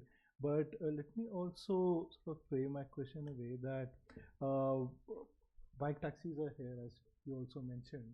And if you, because you initially mentioned that bike taxis are here because of the failure to state to invest in public transport or on those lines. So what would be your expectations from states in a situation where bike taxis are here and still states are expected to invest in public transport, but perhaps they are also fiscally sort of challenged and they do not have that kind of capacity?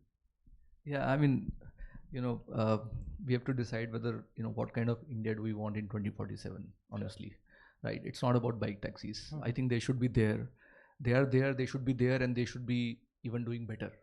Okay, so I agree, the pie is not, it's not a zero-sum game.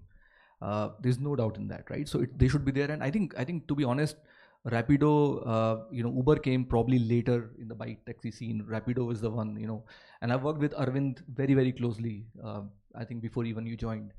And I think they are fantastic entrepreneurs. So, so I think that I want to put that to rest, that bike taxi should be there, right? The contrarian view came because, I'm just worried that because of this discussion, we have forgotten the basics. Sure. Okay. We should not make people compulsorily take bike taxi or an auto and spend 100 rupees or 50 rupees because we don't have the right infrastructure for them otherwise to travel. That's my main point. So all these discussions hide the most important failure of the state, which is footpath. Mm-hmm. Footpath is the most important public transport. It's the most important sustainable mobility mode, right? Why should I be forced to take an app, book a Rapido or an Uber or an Ola, and then go to a metro station or a bus stop? Why should I do that? Why are we asking that state does not have capacity to fund public transport? Do we ever ask the state whether you have the capacity to fund 50, 100 flyovers? No, right? In Bangalore, they are building this bloody ridiculous tunnel, 18,000 crore rupees, right? They can fund 500 BMTC buses with that, forever, right? Sure. The point is that, are we asking the right question? Mm-hmm. My point is not about bike taxis, right? The point is not about, whether they should exist and, no, the point is, what kind of India do we want in 2047? If you go to Paris, if you go to London, if you go to Singapore, if you go to Hong Kong, if you go to Brisbane, there's no bike taxi, there's no auto, there's a footpath and there's a bus or a metro or a subway, right? So yes, India is not that simple. I totally agree with you. India is not that simple. We also have a population problem. We also have a livelihood problem. I think we can find a very nice harmonious solution where we have every mode for everybody, and then have a very fair, kind of a regulation. For example, Paruma talked about, what they are doing for safety, right? Now, if you just go out to any place and look at the bike taxi folks breaking the rule, I don't think it's innovation. उल्टा जाके U turn मार के सीधा जाके मतलब भैया आप उल्टे साइड में आ जाओ, मैं आपको वहां से पिक कर लूंगा, is not innovation, right? We should remove all these things from our mindset ki jugaad is innovation. So the point is that that's where autos actually complain. So I worked with auto folks, also bike taxis, and they complain कि भाई ये गलत side से आके passenger को उठा रहा है और इसलिए वो 30 रुपए में कर सकता है, मुझे घुमा के जाना पड़ता है इसलिए मुझे 60 रुपए लगते हैं. So I mean these are very simple fairness issues that we have to worry about without discussing, without worrying about the business side of it, right? So point is about fairness to the poor folks of the country. We still are a poor country with 20,000 rupees a month. Delhi की जो average income है 20,000 rupees a month है. एक अगर lady जो 15,000 20,000 कमाती है, अगर वो बाइक टैक्सी दोनों टाइम करेगी या ऑटो दोनों टाइम करेगी तो उसको 100 रुपये आने जाने के लगेंगे, 25 दिन के 2,500 रुपये लगेंगे, मतलब उसके 15%, 12-13% केवल खर्चा होगा उसमें आने जाने में, राइट? सो उसके फेयरनेस के लिए we have to understand that we need right regulation. So the point is that's the point I'm trying to make, right? So we have to be fair to everybody, including the bike taxi folks. That's the point. Sure. Thank you. I'll just go from this. Okay. And you can choose to respond to him also and also other thoughts. But one of the things that I wanted to also ask was, one of the challenges that Pravesh also mentioned is enforcement. One of the concerns that state governments also raise when sort of we go to them with this idea of better regulation for bike taxis, that we don't know which bike taxi is actually sort of being used as a transport vehicle or which is being used as a normal vehicle. And therefore, if I catch somebody, then they'll say that, okay, this is just a relative or sort of not a right perspective. So perhaps there are some innovative solutions possible to identify and differentiate bike taxis from private taxis without needing for them to commercialize. So sort of, do you have some ideas or solutions in mind which you can share? Yeah, and I think that kind of goes to what Chavi was saying, right? That if you, why are we creating an enforcement standard that we will never be able to hold anyone to? So let's have an enforcement standard that works. So to the point that actually Shantanu was also saying, right? I'm saying, forget a bike taxi driver wanting to ride a bike taxi for 1 year. Most, at least on Uber's platform, we see 80% of the bike taxi drivers churn every month. So if there are 100 bike taxi drivers in January, in February, only 20 of those will remain, and there will be another set of folks who come in. So bike taxis are actually genuinely flexible workers that we have on the platform. So to expect them to transition completely to yellow plates doesn't make sense. And I think in India, where we also need job creation at scale, we need to have the lightest touch possible way for somebody to put their bike taxi on the platform and earn for the flexible amount that they want to, and be done with it. A few things that some states actually have, which to my mind does not work in this scene, for example, is why do people need NOCs for bike taxi conversions when they go for conversions to an RTO? Why do they need to have separate fitness checks that their bikes are not anyway already applicable to? If a bike is on the road, it has to be considered roadworthy, because he's putting a passenger on top of it should not. I mean, I understand there needs to be maybe a more regular check, but it doesn't have to be so astronomically different that it's hard for this person to do it. Why have yellow plates at all? Why can't we have either a QR-based system, as you suggest, or a magnetic plate? When this guy is on trip, he has that magnetic yellow plate on, and the moment he's taking a private trip, it's a white plate on. And aggregators can, by the way, help government with enforcement, right? So we can provide data that how many trips we undertook, which are the bikes that are attached to the platform, and the government can use it for enforcement mechanism.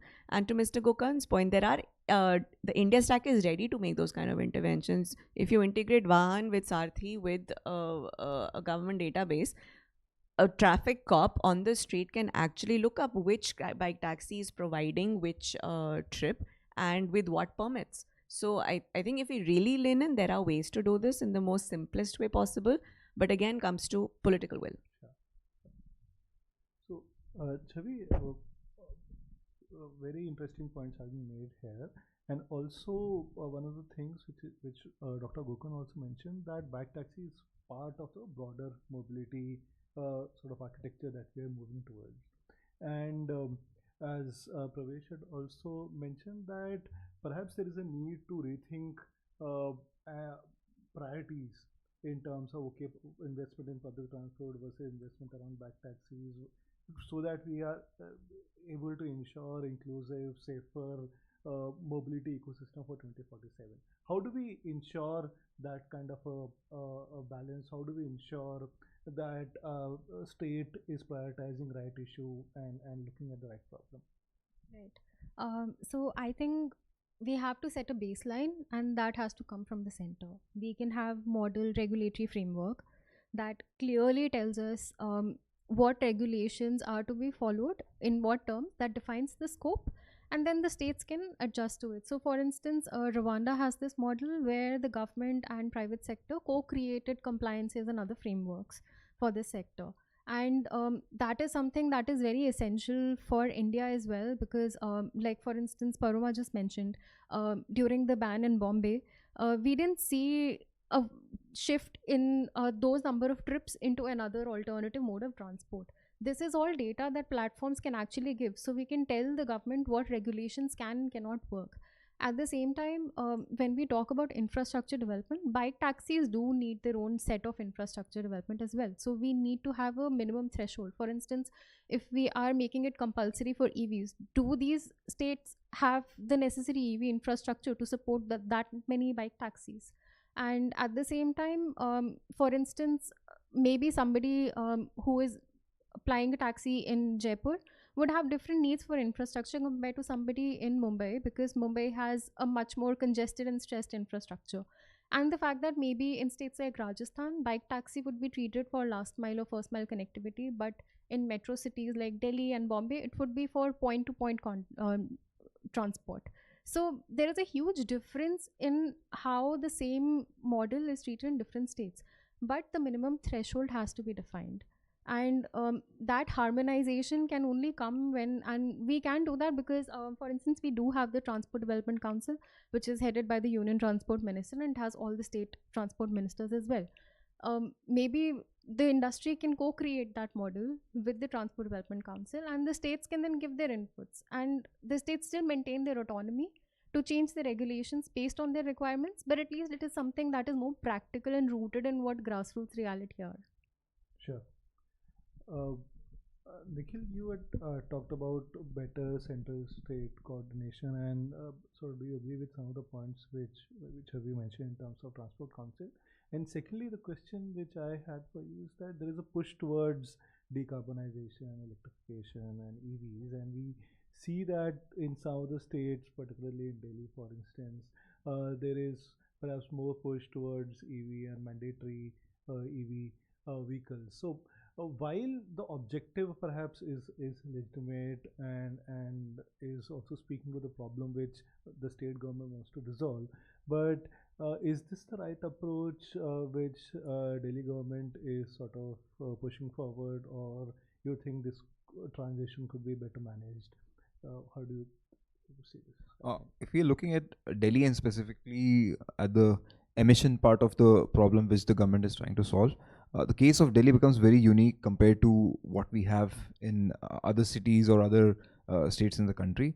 So in some way I agree with the government's approach in terms of the urgency that they want to create, but yes, as Chavi mentioned, the kind of infrastructure required specifically for EV bike taxis, if the government wants to promote that has to be also developed on the same acceleration mode, in which in a way where they want to bring in only EV bike taxis. So it has to go hand in hand.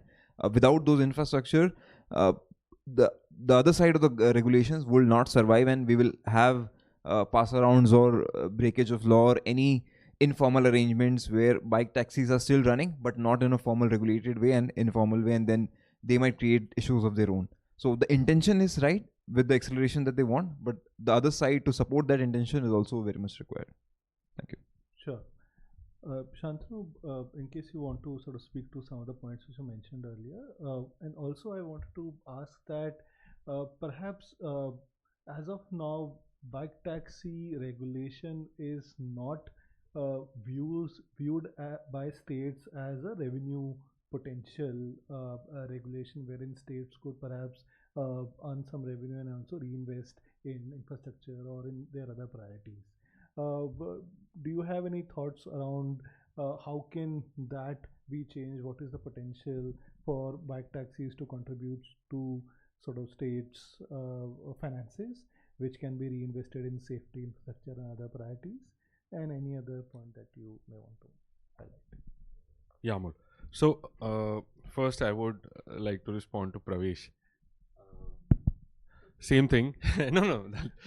He just in a candid manner, he very emphatically mentioned that Paris, Brisbane, Europe, nowhere you will find bike taxis being operational. You would not find autos also not working in those geographies. So it's not about the geography. It's actually on the contrary, it's about the geography. Bike taxis, why bike taxis are existing in India or growing in India in last 10 years? Because we are the largest seller of two-wheelers in the world. Probably after China or someplace, or second or third. European markets and US markets have always been the leading seller of cars. So the adoption of cars and usage of cars and using cars in different sectors as a cab or in any public transportation has been always at the rise. Three-wheelers for some reason have a very particular I would say existence in the entire mobility ecosystem. It would be India, some places in South Asia, and then Pakistan, Bangladesh, these kind of countries where we have three-wheelers as an existence. Same for bike taxis. So there is definitely an overlap, and it depends a lot what is available in the market. Why bike taxis are growing is only have to do with because people have access to two-wheelers. They are buying two-wheelers. We are the largest seller of two-wheelers. People use two-wheelers for smaller commutes in country, and it has come as a habit. It has come as a last 20 years, 25 years, people have used two-wheelers in rural conglomerates, and that's how they have now bike taxis are being used or considered as a probable solution. I definitely agree that there is a need for public transportation system to improve. Is there a way that bike taxis can complement it? Definitely yes, from my perspective. States definitely need to invest more in public transportation system. As I said earlier, any service or any product which decreases the cost of mobility in any economy is always going to help, is always going to save more for people, and they could use that money more efficiently in things which they need. So coming to the second question on revenue. So interestingly, the central government guidelines which came last year, they do try and regulate non-transport two-wheelers as a category for bike taxis, and that specific clause also mentions about granting some kind of digital authorizations to these bike taxis where there can be a coherent existence of regulation and a fair mechanism of identifying who is doing bike taxis.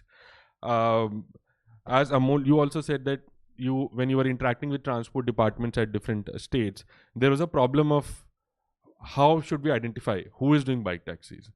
And from my experience, I'll tell you, they don't want to get identified as bike taxis. People who are doing this. You know why? In Karnataka and Maharashtra? Because they get beaten up on the road. That is the problem. For last 7 years, we have been struggling with the departments to say, boss, please regulate this. Come up with regulation. Nobody has ever said that don't regulate. We want to do and we want to continue doing this. There are FIRs being filed against the founders. There are litigations happening.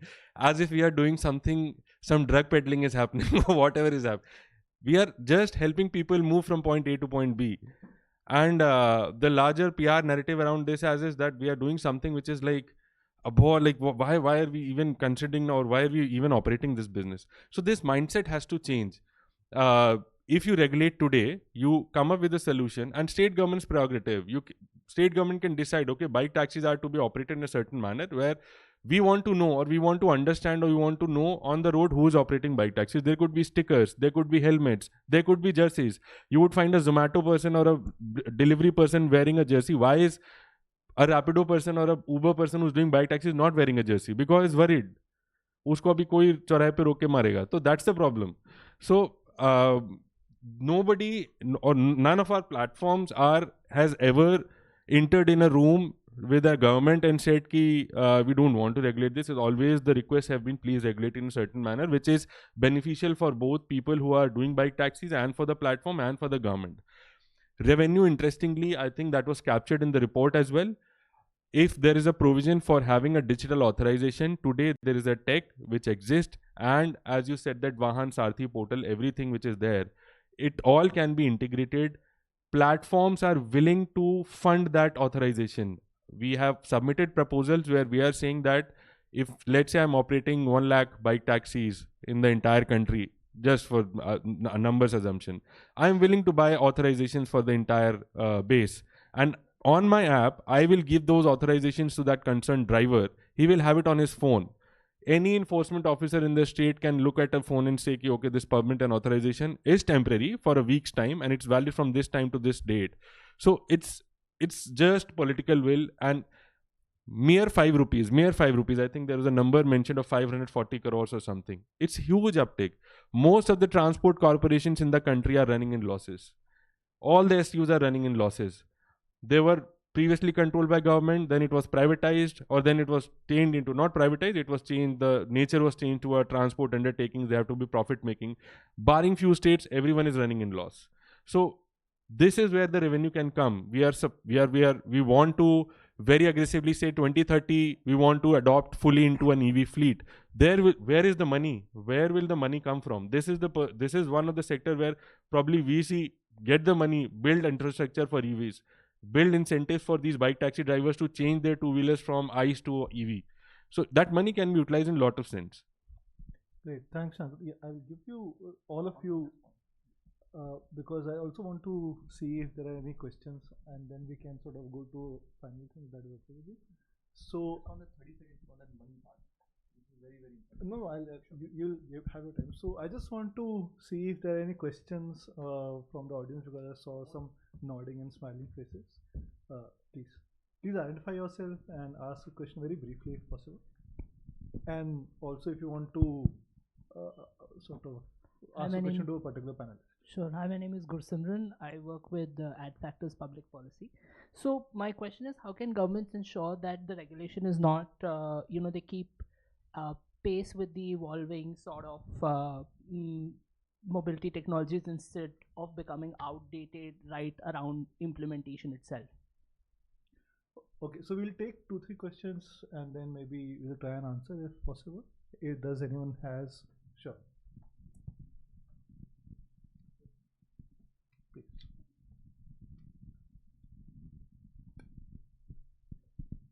My question is specifically to Paroma ma'am.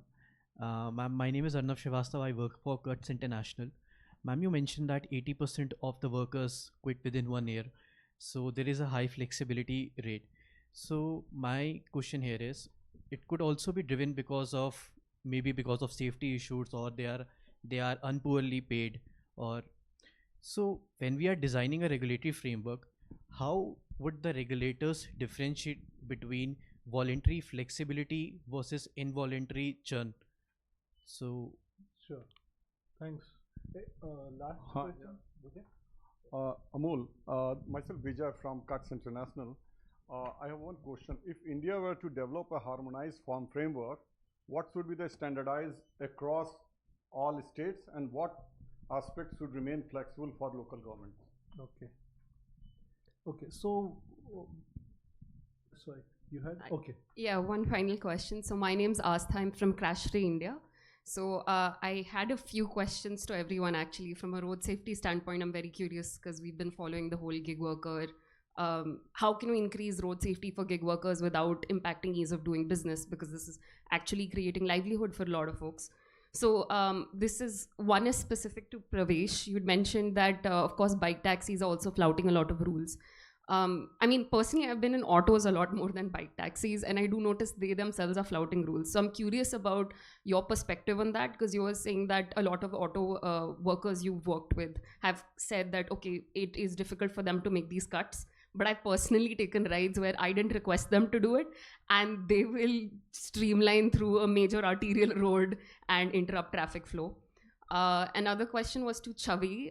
You mentioned, I believe, it was that it doesn't make so much sense to allow the private vehicles to operate and carry goods, but not allow them to carry passengers. Do you believe that it should not be a little more stringent, considering it's carrying people and there's a higher responsibility when the service being provided is, you know, mobility to people versus goods?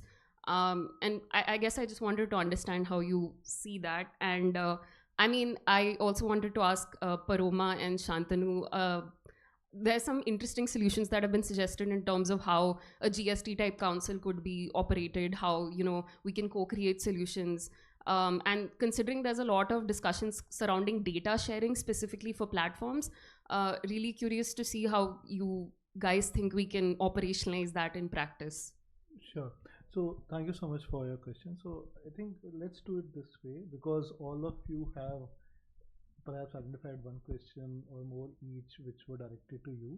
If you can respond to those questions and make your final remarks on this issue, I think by then we can end. Can we start with it? Okay. So yeah. So your question, you're right that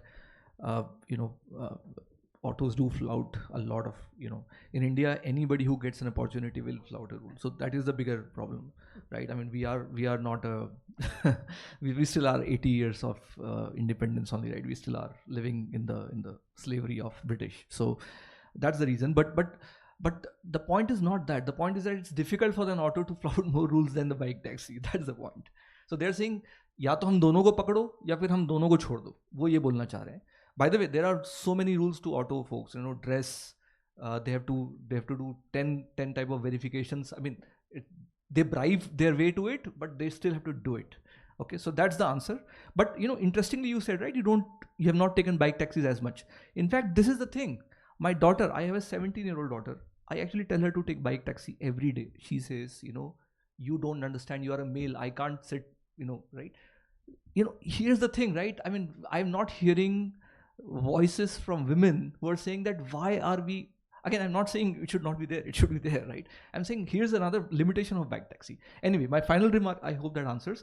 My final remark is that on getting money from bike taxi, I'm saying these are businesses.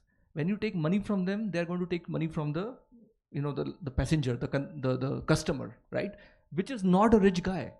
So we should be very worried about taking money from any of the businesses to feed the government. Government should, this is the government's duty to put public transport. It is not a business. Public transport is not a business. Nobody says, road से कितना revenue आ रहा है. आज तक किसी ने नहीं बोला कि जो flyover मैंने बनाया है, उससे revenue कितना आ रहा है. Why should we asking the same question for buses or metro? I mean, for sure, not for buses. Of course, metro is a different problem. Metro is, everybody knows metro is a white elephant. It's done because of political reasons. But buses are very, very, they're not very expensive to put and so bike taxi se paise lekar public transport run nahi ho sakta hai. It's not possible. It's not feasible. It's not possible. We should freeze that. I don't think I want to respond to that one, because if you stop, I mean, what is tax? Tax is taking money from the business to fund public infrastructure. So I would love to live in a world where we don't have that. But anyway, there was just one question. Maybe let me answer that first on the churn, because I think you may have understood that incorrectly. I'm not saying that somebody who was on the platform is never operating on it again. The difference I was trying to make is that a commercial car driver drives car for a living. So he will log in the morning, he will complete his number of hours, and that's the only thing he does, and he will do it every day for the next month, weeks, years, whatever. A bike taxi driver doesn't do that. So it could be a student who's home for summer vacation and wants to earn some money on the side, and he will do it in his home state. And then he will go back to his college. He might not do bike taxi work for an entire semester, but maybe there's a vacation period, he might do it again. So it is a factor of flexibility. With respect to just earnings on the platform. I think that's a very valid point, and it's not something that we should skirt around. But I would also like to mention that, you know, ride hailing is a very regulated sector, and I think sometimes people, when they come at us and they say that, you know, but you guys are all, no, we need license to operate in every state. There are 1,000 compliances we do. We send show cause notices, I think, every week from some state or the other, which we have to respond to. There are fair regulations that we have to honor. There are, well, now it doesn't stand, but there used to be commission caps and how much we could take. So there are protections in place that by and large we all comply and we hold ourselves to that standard. So it is not, you know, a free run for anyone to sort of make that distinction. I would just maybe round up like the multiple questions that come in. Maybe that's the finale from my side. I think we should not be that prescriptive about regulations, because then we create a structure that nobody can uphold. I think as long as it's principle-led, that is where I think you can have effective regulations. And that goes to the question that Vijay ji had on harmonizing, right? In a utopian world, I would love that all of us are given deemed licenses and we all only maintain a safety score. So we have the license to operate, given maybe we have a composite score of the right processes, the right troubleshooting, and the right technology in place. And as long as we continue to meet that safety score, we can operate anywhere in the country. So super light touch, very principle based, and yeah. So to address your question, I wouldn't say that people who are driving a bike taxi carrying a passenger are less liable than maybe somebody who's carrying goods. The difference is that somebody who is using a personal vehicle for commercial goods, when they convert that into a commercial license plate, they're merely undergoing a web of paperwork. That does not make them a more responsible driver. So the question that are they less liable or is it not important, I think that does not answer, because at the end of the day, just adding additional paperwork just creates entry barriers. It does not solve the problem. The solution to that problem is what apps are anyway doing. When you register with an app, they do give you a safety guidance. And if you look at countries like Kenya, the government has a mandated training program on safety. So maybe this is the route that we need to take, instead of, you know, adding a layer of paperwork, because that does not really make anyone a responsible driver. And add to that point, somebody who's driving a personal vehicle to carry commercial goods, they are as liable to maybe get into an accident and injure somebody else as well, right? So at the end of the day, the point should be that there is a guided program that is mandated by the government on safety guidelines, and each state can adjust that to their requirement based on what their mobility patterns are. For instance, some states have more women passengers than other states. Maybe the drivers need to be more sensitive towards female passengers. Those things could be accounted for. But at the end of the day, the distinction between why somebody is able to carry their personal vehicle for goods and not for passenger, that doesn't make sense. I think I did not have any direct question, but I just want to add a point. There was a discussion going on in terms of rule breaking by a bike taxi compared to a rule breaking by a auto or any other vehicle. I would just add, हमारे देश में Fortuner और Thar वाले भी equally rule break कर रहे हैं. So compare करना is totally wrong. Everything is equally wrong. So yeah, just a point on that. Sorry if anybody is driving a Fortuner or Thar. I don't mean it personally. I'll respond to your question on GST Council for states or some similar mechanism if that can be done. I don't support that. Okay, it's because instead what I feel would be the right approach is, once there is a central legislation, which is the overarching legislation, it needs to be amended and balanced. There is already a council. No amendment in Motor Vehicle Act happens without state consultation. That process already happens. If you put up a structure like GST, then nothing will move. I think it will be a complete blocker, because every state has their own political considerations. It might have been good for revenue probably, but transport is something different. It's direct, more political capital and all those things. So yeah, so that's not, but yeah, my request would be, or my suggestion would be, that can there be an overarching amendment to the Motor Vehicle Act itself, so as to say that the aggregator guidelines are a mandate which the states will have to notify. Not acting is not the option. Problem today is they are not acting. Despite knowing that there are lakhs of rights happening, why are the states choosing of not regulating something? They can, or it's their wish. They can adopt central government guidelines. They can modify it, whatever they want to do. Problem is that you notify. You tell the platforms that this is how it has to be done. You don't do it and then come after this to say that you are not complying with law. That's not fair. Sure. Thank you, Shantanu. And I think we have a good closing sentence for this, that not acting is not an option. States need to do something. So I think this has been a stellar panel and very interesting, insightful discussions. I thank again the panelists, and I think we are good on time. So over to Madhav.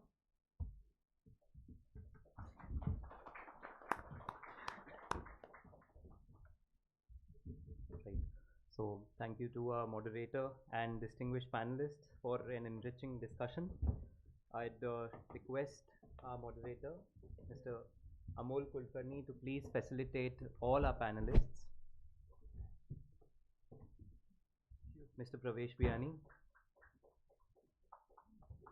Ms. Paroma Bhatt,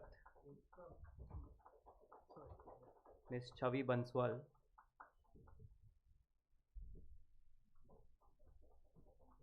Mr. Nikhil Rathi,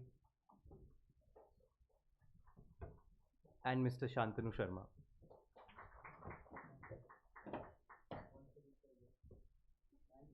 Thank you so much, everyone. Thank you.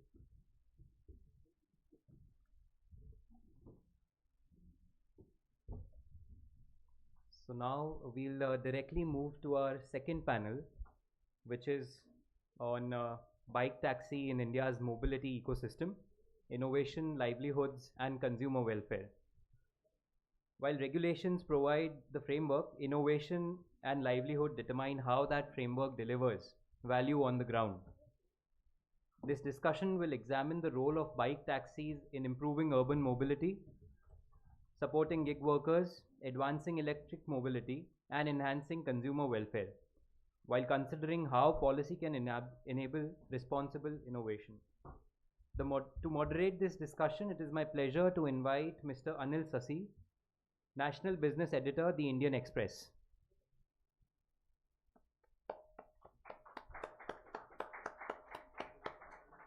Joining him on the panel is Mr. Amit Das, Chief Executive Officer, Electric One, Ms. Shreya Yadav, Associate Manager, Legal, Public Policy and Corporate Affairs, Rapido, Ms. Shiksha Srivastav, Associate PLR Chambers, Mr. Saurav Dhar, Program Lead, Mobility, Council on Energy, Environment and Water.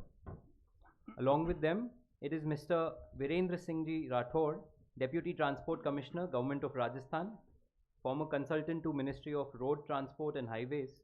Shri Rathore is also a PhD in road safety.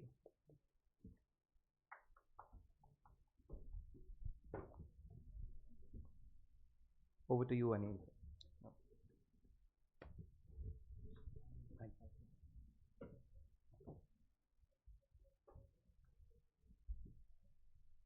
Thanks. So we move to the second panel discussion after what was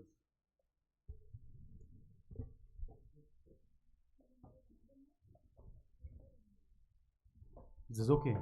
That's fine. Huh?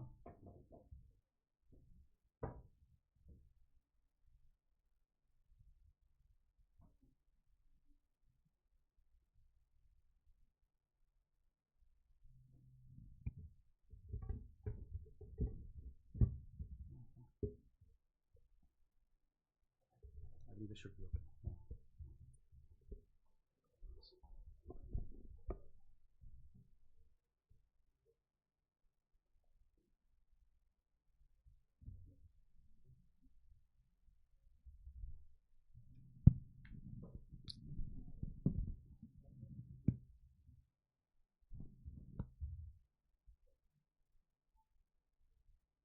Let's start off the second panel discussion after what was quite an excellent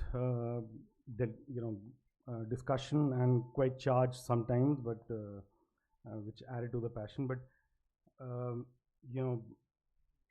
we will try and sort of unpack certain other facets going beyond largely the regulatory aspects that were looked at the first time around, with of course specific focus on innovation, livelihood and consumer welfare. So we have a great panel for this.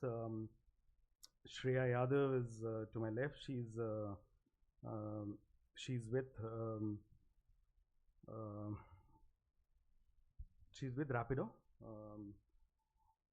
on the legal, public policy and corporate affairs side. And then we have Dr. Rathod.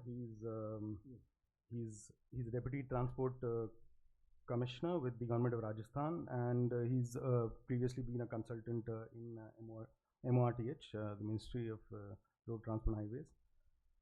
Then we have Ms. Srivastav. She's with PLR Chambers, and of course Mr. Dhar, Saurav Dhar, Program Lead Mobility at CEW. So just to get this going, we've delved on the notorious sort of last mile issues that we face, and one reason perhaps is also because the last mile linkages tend to be serendipitous in some manner. The electric three-wheelers just came up, and the regulations followed. The same for bike taxis. So to set it going, I want to pose a question to maybe all of you. You can probably take a stab at it or add to it on the fact that while India's urban mobility needs are evolving rapidly, where exactly do you see bike taxis fitting in? Would it sort of complement the public transport, the other modes of transport? Is it an either or kind of a situation? And where is it that you see gaps, either policy wise, regulatory wise, or gaps that do not cover for the liabilities of the driver, the rider, the ecosystem as a whole? We could start with you, Ms. Yadav. Thank you so much for that question. I think I'll just begin with a direct answer, which is that it is not an either or situation. Bike taxis as a mode, while for some people living in a tier 3 city, they could use it to reach their last final destination. For somebody who lives in a metropolitan, they could use it just to cover that first mile, which is reaching the metro station. So it is not an either or situation. It is a solution that can be used as a patchwork for public infrastructure that is not yet perfect, maybe in certain places. It can also be used as a noble solution for geographies, for demographies who feel that this best suits their needs. It could be somebody who does not have the wherewithal to pay for a premium cab service. It could be somebody who does not have that service available at all, right? There are a lot of towns where, like was discussed in the previous panel, bikes is something that as a resource, as an asset, is owned by pretty much 70%, more than 70% of this country owns at least one bike in their household. However, other modes are not as easily accessible or available, right? So even in a tier 3, tier 4 city, bikes can become that mode which help people reach their destination, right? The gaps, I think it has been extensively discussed in the previous panel, but it is very important to realize that bike taxis at this point, we've moved beyond the point of discussing whether or not this is a solution. We need to optimize and see how this can be best utilized, right? So as of today, for state governments to recognize what the central government already has, for them to come up with solutions which not only align with the needs of the people, but also ensure that we're meeting needs that will be coming up in the future, right? So that future looking solution centric approach is what is needed, which is what is missing as of now. Thanks. Dr. Rathod, you've got the vantage point of having been in a state at the center. How do you see regulations evolving? How is Rajasthan doing on some of the regulatory aspects which were delved into in the previous panel discussion? Where do you see regulations moving? Where do you see them need to move as we go ahead on this? Thank you, Anilji. Thanks, Cuts International. 1988 के जो motor vehicle act में सबसे पहले 1989 में rent a cab scheme आई थी. फिर 1997 के अंदर मोटरसाइकिल के लिए रेगुलेटरी गाइडलाइन इशू हुई थी सेंट्रल गवर्नमेंट ने. फिर 2019 में जो मोटर व्हीकल एक्ट में जो मेजर अमेंडमेंट हुए उसमें लास्ट माइल कनेक्टिविटी एग्रीगेटर्स के लिए 93 में प्रोविजंस किया गया और टू व्हीलर्स के लिए भी सेफ्टी के पर्पज से पनिशेबल सेक्शंस में भी अमेंडमेंट किया गया. मतलब और एग्रीगेटर्स के लिए डेफिनेशन दी गई. मतलब बहुत सारा मेजर अमेंडमेंट हुआ जो अभी 5 सालों में इसमें जो है जो इम्प्लीमेंट करना था उसको. तो अभी हमारे देश में 77% से ज़्यादा टू व्हीलर हैं और 1000 आदमी लोग घर से निकलते हैं. तो अभी 75 लोगों के लिए पब्लिक ट्रांसपोर्ट अवेलेबल है. तो उस मोटर व्हीकल एक्ट के जो अमेंडमेंट 2019 में हमें पब्लिक ट्रांसपोर्ट को स्ट्रेंथन करने का प्रोविज़न रखा गया है. उसमें ये लास्ट माइल कनेक्टिविटी भी है, टू व्हीलर्स को किस तरह से बढ़ाना है, ये पब्लिक ट्रांसपोर्ट जो है इसमें पब्लिक सर्विस व्हीकल को कैसे बढ़ावा देना है, इन सब पर चलते चलते 93 के जो प्रोविजंस का आधार पर सेंट्रल गवर्नमेंट ने 2025 में एक एग्रीगेटर के लिए जो है रेगुलेशन निकाला है और सभी स्टेट को कहा कि ये मिनिमम स्टैंडर्ड है और आप अपने स्टेट में थोड़ा सा फ्लेक्सिबल कुछ चेंजेस करके इसको आप यूनिफॉर्मली जो है पूरे स्टेट में निकालें. हमारे राजस्थान गवर्नमेंट ने भी दिसंबर 2025 में इसके बाइक टैक्सी पर रेगुलेशन का गाइडलाइन जारी की है. कुछ जैसे अभी सभी 5-6 स्टेट्स का बताया रिपोर्ट्स के अंदर. तो स्टेट गवर्नमेंट जो हमारा राजस्थान गवर्नमेंट है इसको पब्लिक ट्रांसपोर्ट को स्ट्रेंथन करने पर काम कर रहा है. अभी हमने रैपिडो के साथ भी एक MOU करने जा रहे हैं हम और जो अदर जो है ओला उबर वगैरह हैं उनके लिए भी हम एग्रीगेटर्स के रूप में उनको प्रमोट करने के लिए हम ज़्यादा से ज़्यादा हम फैसिलिटेट कर रहे हैं. प्रॉब्लम्स ये आ रही है कि हम इसमें एम्प्लॉयमेंट भी दे रहे हैं, सुविधा भी दे रहे हैं पब्लिक को, लेकिन हम इनोवेशन के साथ सेफ्टी को हम नहीं छोड़ना चाहते हैं. रोड सेफ्टी को इसके साथ जोड़ के रखना चाहते हैं. अभी आप देखिए कि टू व्हीलर की मैक्सिमम जो स्पीड है वो पूरे ऑल ओवर इंडिया जो है national speed limit 80 kilometre per hour है इस अर्बन एरिया के बाहर, या अर्बन एरिया के अंदर 60 से ज़्यादा नहीं है. ये डिस्प्ले भी नहीं मिलती है. 80 और 60 का एक जो राइडर है उसको याद रखना होता है कि ड्राइव कर रहा है कि मेरे को अर्बन एरिया में मेट्रोपॉलिटन सिटी हो चाहे कोई सा भी शहर हो वो 60 से ज़्यादा नहीं चला सकता है. अभी आप देखिए कि जो राइडर के लिए और पिलन राइडर दोनों के लिए जो हेलमेट है, हेलमेट तो कंपलसरी कर दिया 129 में. हमारे जो एक प्रोविजो था उसको हटा भी दिया और 2018 में हेलमेट को मैंडेटरी लिस्ट में भी शामिल कर लिया. और हेलमेट के लिए जो है एक ये प्रोविजन भी कर दिया. बेचने वाला 1 लाख मतलब बनाने वाले पर 2 लाख, इसके लिए 1 लाख रुपए का पेनल्टी का प्रोविजन भी किया BIS एक्ट में. लेकिन हम सेफ्टी के साथ साथ जो मार्केट सर्वे करते हैं कि जैसे कहाँ कोचिंग इंस्टीट्यूट्स हैं, आप देखिए कि 40% ट्रैफिक जो आता है अर्बन एरिया के अंदर वो रूरल एरिया के लोग आते हैं, जिससे ट्रैफिक का मैनेजमेंट बिगड़ जाता है.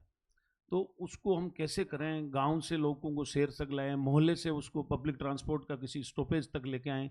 इसके लिए ये टू व्हीलर बाइक टैक्सी बहुत ज़्यादा इंपॉर्टेंट रोल अदा कर सकती है. तो उसको हम प्रमोट करने के लिए और पूरे देश भर में समस्त स्टेट में, क्योंकि मैं ऑल इंडिया जो ट्रांसपोर्ट ऑफिसर्स एसोसिएशन का भी जनरल सेक्रेटरी रहा हूँ, तो मैं भी प्रयास करूँगा कि ये सभी स्टेट से बात करके यूनिफॉर्मिटी आए, रेगुलेशन जो है वो एक जैसा हो. आज आप देखिए कि हमारा मोटर व्हीकल ड्राइविंग रेगुलेशन 2017 में आया था. आज 8-9 साल हो गए उसको, लोगों को समझ में नहीं आया, अभी तक उसको पढ़ते नहीं है. मतलब आप देखिए कि उस पर एनफोर्समेंट भी नहीं हो रहा है. उसमें भी टू व्हीलर के बारे में रेगुलेशन है, मतलब सेट ऑफ 40 रूल्स हैं. उसको मैं तो उसको ड्राइविंग चालीसा कहता हूँ. मतलब जैसे 40 नियमों का संग्रह है, हनुमान चालीसा की तरह वो ड्राइविंग चालीसा. मेरी बुक भी है, वो नाम ही उसका ड्राइविंग चालीसा है.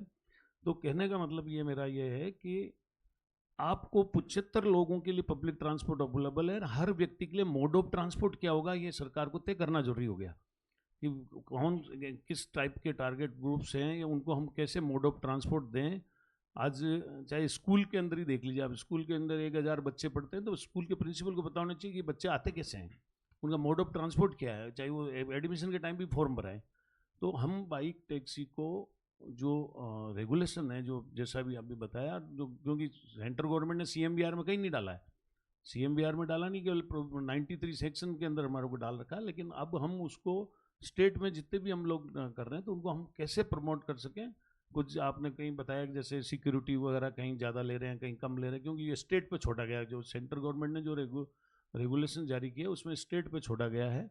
तो ठीक है, स्टेट में कुछ आपस में आप बात करने से कुछ हो सकता है। बाकी मेरे हिसाब से आज के हिसाब से जो है बाइक टैक्सी को रेगुलाइज करने के लिए, यूनिफॉर्मिटी लाने के लिए सभी स्टेट के साथ एक कंसल्टेशन हो, नेशनल लेवल का एक फ्रेमवर्क जो बने, जो भी सर आए, जैसे नितिन गौड़कन सर पहले JSP रहे हुए हैं, और क्योंकि मैं भी मिनिस्ट्री में रहा हूँ पहले 3 साल, तो हम नेशनल लेवल पे सभी स्टेट के साथ कंसल्टेशन करके इसको यूनिफॉर्मिटी ला सकते हैं। और अभी क्या प्रॉब्लम आ रही सर, जैसे इन्होंने बताया 45% एक्सीडेंट जो है टू व्हीलर की उससे टू व्हीलर से हो रहे हैं, उसमें भी 70% से ज़्यादा हेलमेट के लिए हो जाते हैं। तो अभी जो राइडर और पिलियन राइडर के अंदर और जो पैसेंजर जा रहा है उनके अंदर ये ध्यान होना चाहिए। आपको मैं छोटी सी बात बताऊं कि 2019 में जो एक अमेंडमेंट हुआ बहुत ज़ोरदार, जो आम आदमी को पता भी नहीं पूरे देश भर में, 2019 में एक सेक्शन 206 है मोटर व्हीकल एक्ट में, उसका एक सब सेक्शन 4 है, उसमें 8 सेक्शन वो जोड़ी गई, सॉरी 8 सेक्शन को मेंशन किया गया। जैसे एक है सेक्शन 183 ओवर स्पीडिंग करोगे, 184 है डेंजरसली ड्राइविंग करोगे, 185 ड्रंकन ड्राइविंग का, 189 है विदाउट परमिशन रेसिंग करना, और 190 है रोड सेफ्टी स्टैंडर्ड का वायोलेशन करना, 194C है ट्रिपल राइटिंग जो हमारे टू व्हीलर से रिलेटेड है, 194D जो है विदाउट वेयरिंग हेलमेट पहन के ड्राइव करना, और 194E जो है एम्बुलेंस फायर ब्रिगेड को साइड देना। इन ऑफेंस में फर्स्ट ऑफेंस करते ही उसका लाइसेंस डिस्क्वालीफाई होता है। सस्पेंशन का कोई प्रोविजन ही नहीं है हमारे यहाँ पर, जैसे एग्रीगेटर लाइसेंस में सस्पेंशन और कैंसिलेशन का प्रोविजन, लेकिन ड्राइविंग लाइसेंस में सस्पेंशन कैंसिलेशन के अलावा डिस्क्वालिफिकेशन और रिवोक का प्रोविजन है। इन 6-8 केस के अंदर प्रोविजन ही ऐसा है कि आप फर्स्ट ऑफेंस में लाइसेंस डिस्क्वालीफाई होगा, और क्वालिफाई करने के लिए वापस एक बार के लिए उसे रिफ्रेशर ट्रेनिंग करना जरूरी है और कम्युनिटी सर्विस करना जरूरी है, और सेकेंड ऑफेंस करते रिवोक हो जाएगा, जो 3 साल तक अप्लाई नहीं कर सकता। लेकिन आज तक 5 साल 6 साल हो गए, लगभग 6वां साल चल रहा है स्टेट में, 2021 से इम्प्लीमेंट हो गया, अभी तक किसी भी स्टेट ने ये इसको इम्प्लीमेंट नहीं किया। तो जब हम सेफ्टी की बात करेंगे, टू व्हीलर सेफ्टी, तो पैसेंजर को पता होगा, राइडर को पता होगा कि मैंने अगर ओवर स्पीडिंग कर दिया है, मैंने अगर ट्रिपल राइडिंग कर दी है, मैंने अगर बिना हेलमेट के राइडर और पिलियन राइडर को बिठा, मतलब मान लो राइडर को भी बिठा लिया है, सारी पिलियन राइडर को भी बिठा लिया, तो मेरी रिस्पॉन्सिबिलिटी है। तो मेरे 2 बार गलती करने मेरा लाइसेंस वापस रिवोक हो जाएगा, फर्स्ट में मुझे रिफ्रेशर ट्रेनिंग करनी पड़ेगी। तो ये बात पब्लिक को भी पता होनी चाहिए, तो वो मतलब ये ध्यान रखेगा कि मेरे को इस पर सेफ्टी का पूरा ध्यान रखना है। तो मेरा ये मानना है कि इनोवेशन और इस सेफ्टी का पूरा अपन अगर ध्यान रखें तो निश्चित तौर पर टू व्हीलर के एक्सीडेंट में, जैसे 2047 में हम विकसित भारत की बात करें, तो मैं भी बात करता हूँ कि हादसों रहित राष्ट्र के निर्माण में, क्योंकि 77% व्हीकल शेयरिंग जो है टू व्हीलर का है, तो हमें टू व्हीलर को सेफ्टी के साथ साथ इस सुविधा और इसकी मोबिलिटी बढ़ाने के लिए, अभी तक हमारे देश में पार्किंग पॉलिसी नहीं है। जैसे आपने बताया कि अब टू व्हीलर कहाँ खड़ा करेगा बार बार, जहाँ मान लो कोचिंग सेंटर है, कॉलेजेस हैं, या कोई बस स्टैंड है, तो वहाँ कोई खड़ा तो करने की जगह तो होनी चाहिए। अभी हमारे देश में कोई पार्किंग पॉलिसी नहीं, किसी स्टेट ने भी अपने स्टेट लेवल पे पार्किंग पॉलिसी नहीं लाए। तो पार्किंग पॉलिसी के साथ ऐसे स्टॉपेज भी बनाने होंगे जहाँ पर उनको हम ले सकें, मतलब पैसेंजर्स को अपन ले सकें, बस स्टैंड है या रात को किस में कौन लोग आ रहे हैं। तो ये इन चीज़ों को भी हमें साथ जोड़ना पड़ेगा अगर हमारे को सेफ्टी और मोबिलिटी बढ़ानी और बाइक टैक्सी को करना, तो पार्किंग के पॉलिसी को भी इसके साथ साथ ऐड करना पड़ेगा। जी, thanks. Ms. Srivastava, just to add to some of the things that Dr. Rathod flagged, how can, again from a legal perspective, how do you expect operators to comply with these sort of multiple different rules and regulations? And rules and regulations that keep changing, you know, and the point that you raised that most people don't even know, the riders don't know, the drivers don't know what the new regulations are. How do you expect operators to navigate through this? Right.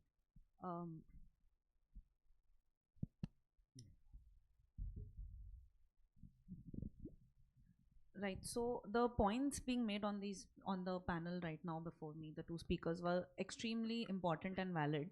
And I think we are taking from the panel before us also, because the lack of regulatory harmony, the lack of regulatory balance that was talked about in the previous panel, the kind of issues that come due to that sort of myriad regulations which are not harmonized, are the kind of problems that we are seeing on the road. So this is a very there is a problem and solution mismatch that happens. And what you're seeking from the government, right? What we are seeking from the government, what we are seeking for the benefit of the consumers, the gig workers, the entire transport and mobility ecosystem, would be solved if we have that sort of a regulatory balance and harmony across the states. Solutions for that have been proposed here on this stage by previous speakers, as well as very innovative and interesting solutions have been proposed in the report also, which I believe that require a very concerted effort of consultations across all the stakeholders, a kind of forum that we have built here today, wherein we have the industry voices, the government voices, the gig worker voices, and all the perspectives coming together to discuss not just that this is a problem, but also viable practical solutions. Therein, I think that there are actually how we approach bike taxis or this as a mode of transport can be seen in like there are three aspects to it. The first and foremost, I believe, is the transport aspect.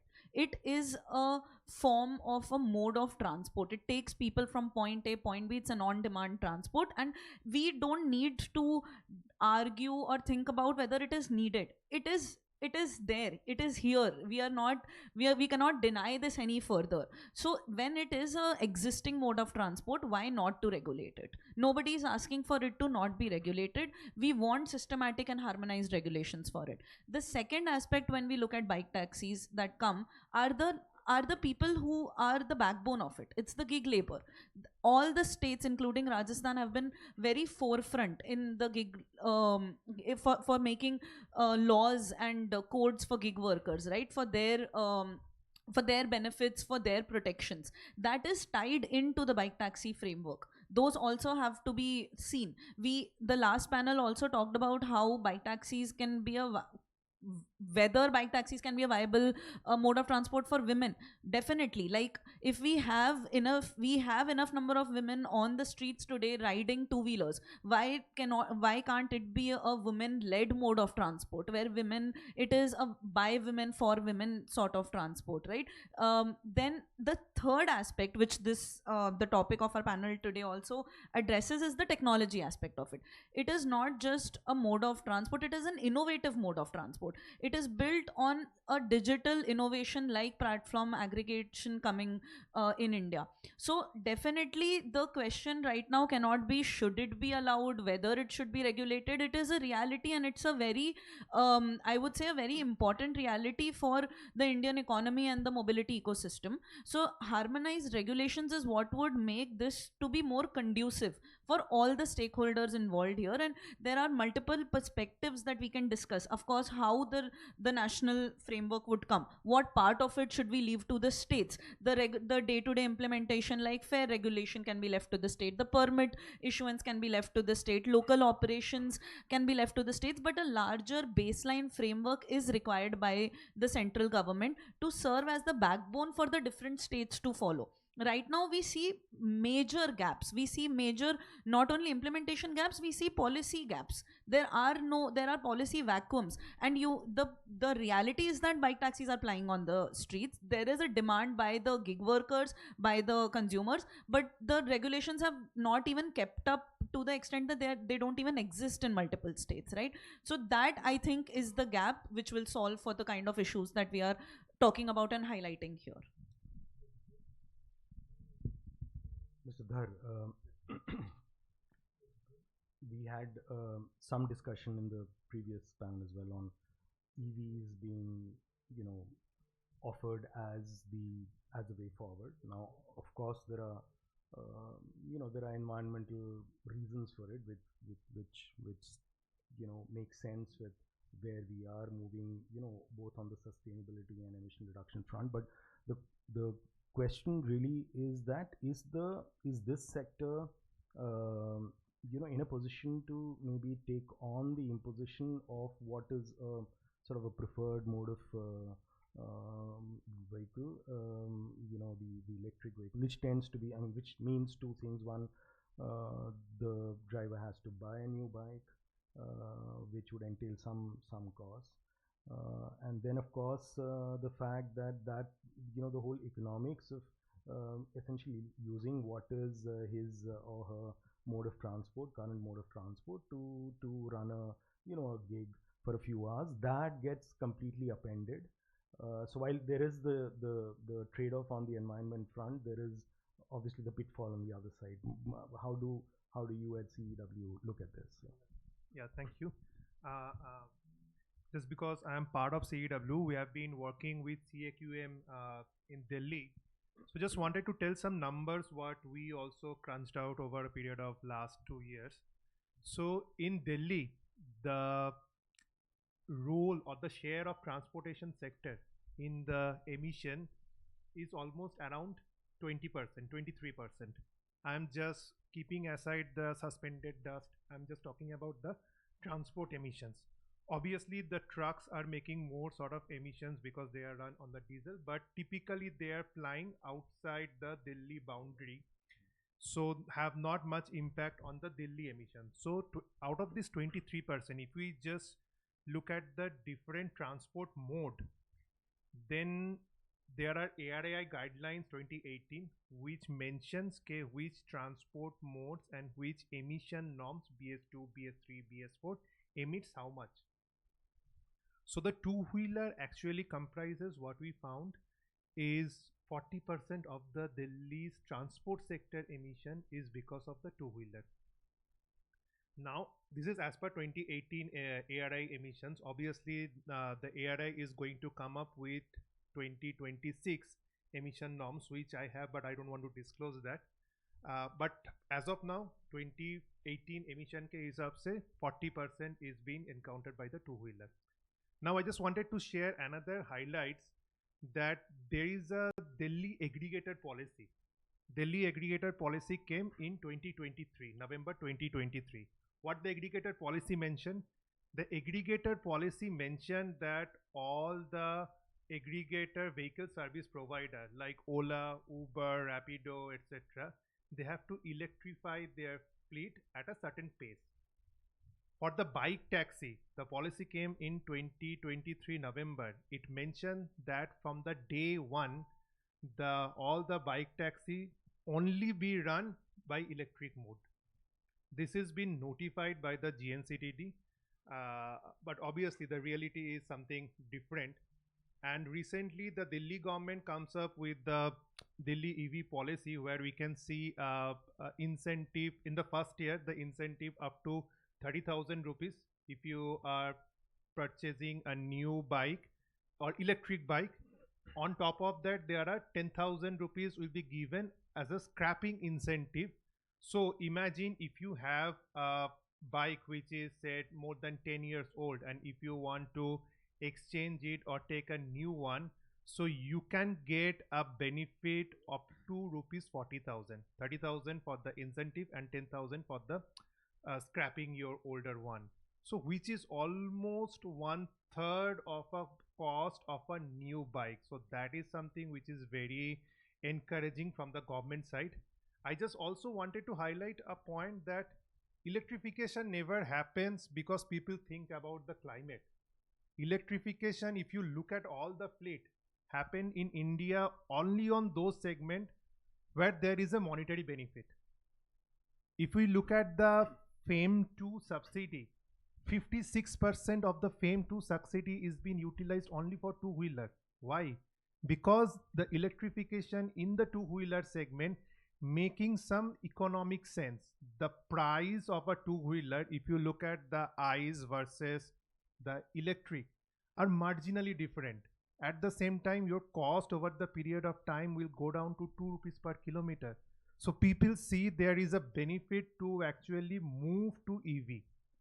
So coming to the point on the bike taxi related front, see to some extent what Mr. Biani was also mentioning in the morning, electrification may happen. So by 2035 horizon year, all your fleet or majority of the fleet might be electric. But at the same time, your road spaces are constant. You cannot increase the DND flyover to another one lane. You cannot increase the say Gurgaon Delhi highway another adding by one lane. So kahin na kahin we have to make the policy in a way so that the existing card wheeler or existing people who are taking the more road spaces, they have to be penalized. I'm talking in terms of, say, you are pricing them. So only after, if the number of vehicle is being reduced on the road, then people will feel more urge to lead to the to use to the public transport. In Delhi, we have 400 kilometer of metro network. Right, maybe obviously one of the highest in the city, but I think the third highest in Asian. So the point here is to reach to the metro station as a last mile connectivity. Bike taxi can only be succeeded if there are certain points taken from the government side, and obviously those points includes that pricing, introduce pricing mechanism, so people actually start using bike taxi. And the second thing is, in transport we always talk about the optimal use of a transport vehicle. Now in bike taxi, because it's a share mode of transport, if a person keep using the bike taxi, then optimal vehicle, optimal usage of public transport we are getting. And lastly, I just shared only one data point. In Delhi, I think 6 out of 10 trips are less than 4 kilometers. So definitely bike taxi has a potential to actually feed the last mile connectivity, provided some other mechanisms are also in place. If you can get the mic to Ms.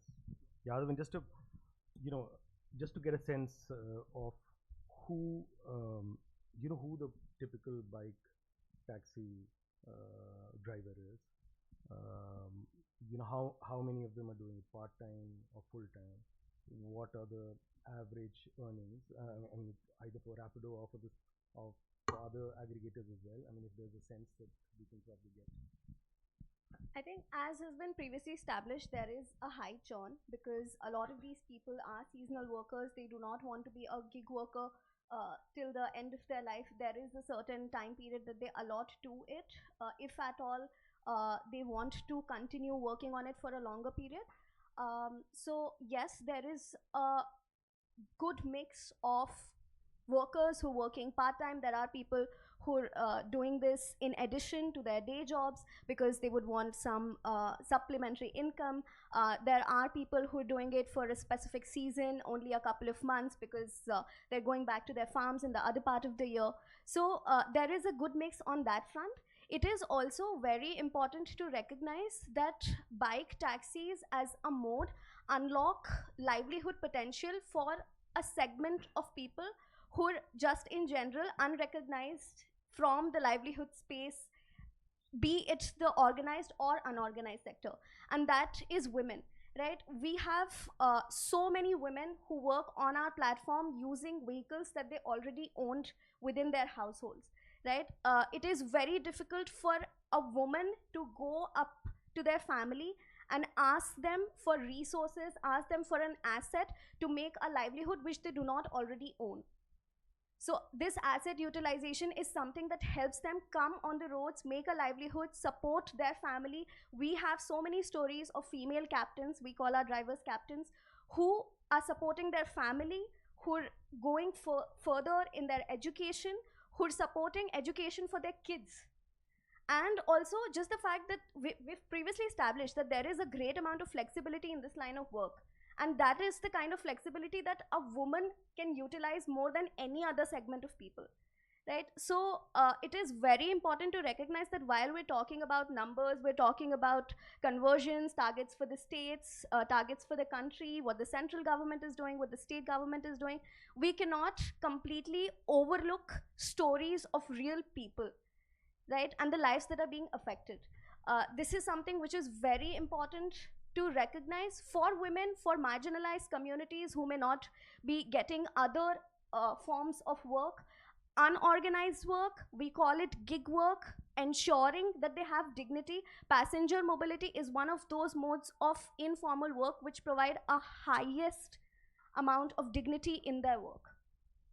So I feel we cannot completely overlook all of those for talking about targets. I would like to mention a couple of points on what Mr. Dhar had mentioned previously.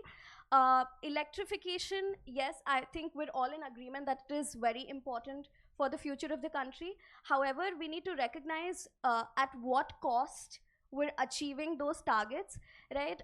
Passenger mobility, while we talk about 100% electrification of the fleet, it is important for me to mention as a representative of Rapido that platforms don't really own fleet, right? So me as a platform, I don't own the fleet.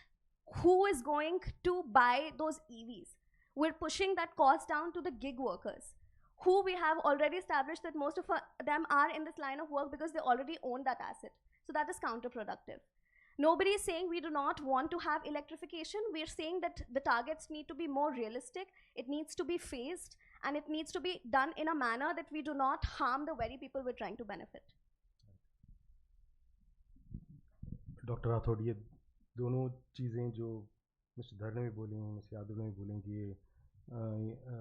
ये जो EV वाला जो है वो policy में थोड़ा उसमें एक एनॉमली है, क्योंकि ये जो पर्टिकुलर सेक्टर है वहाँ पे थोड़ा सा काउंटर प्रोडक्टिव हो जाता है। तो एक तो वो, और दूसरा अगर एक नेशनल पॉलिसी लाना है तो वो मिनिस्ट्री रोड ट्रांसपोर्ट से ही शुरू होगा या स्टेट्स आपस में अभी कुछ उस पर बात चालू कर रहे हैं? या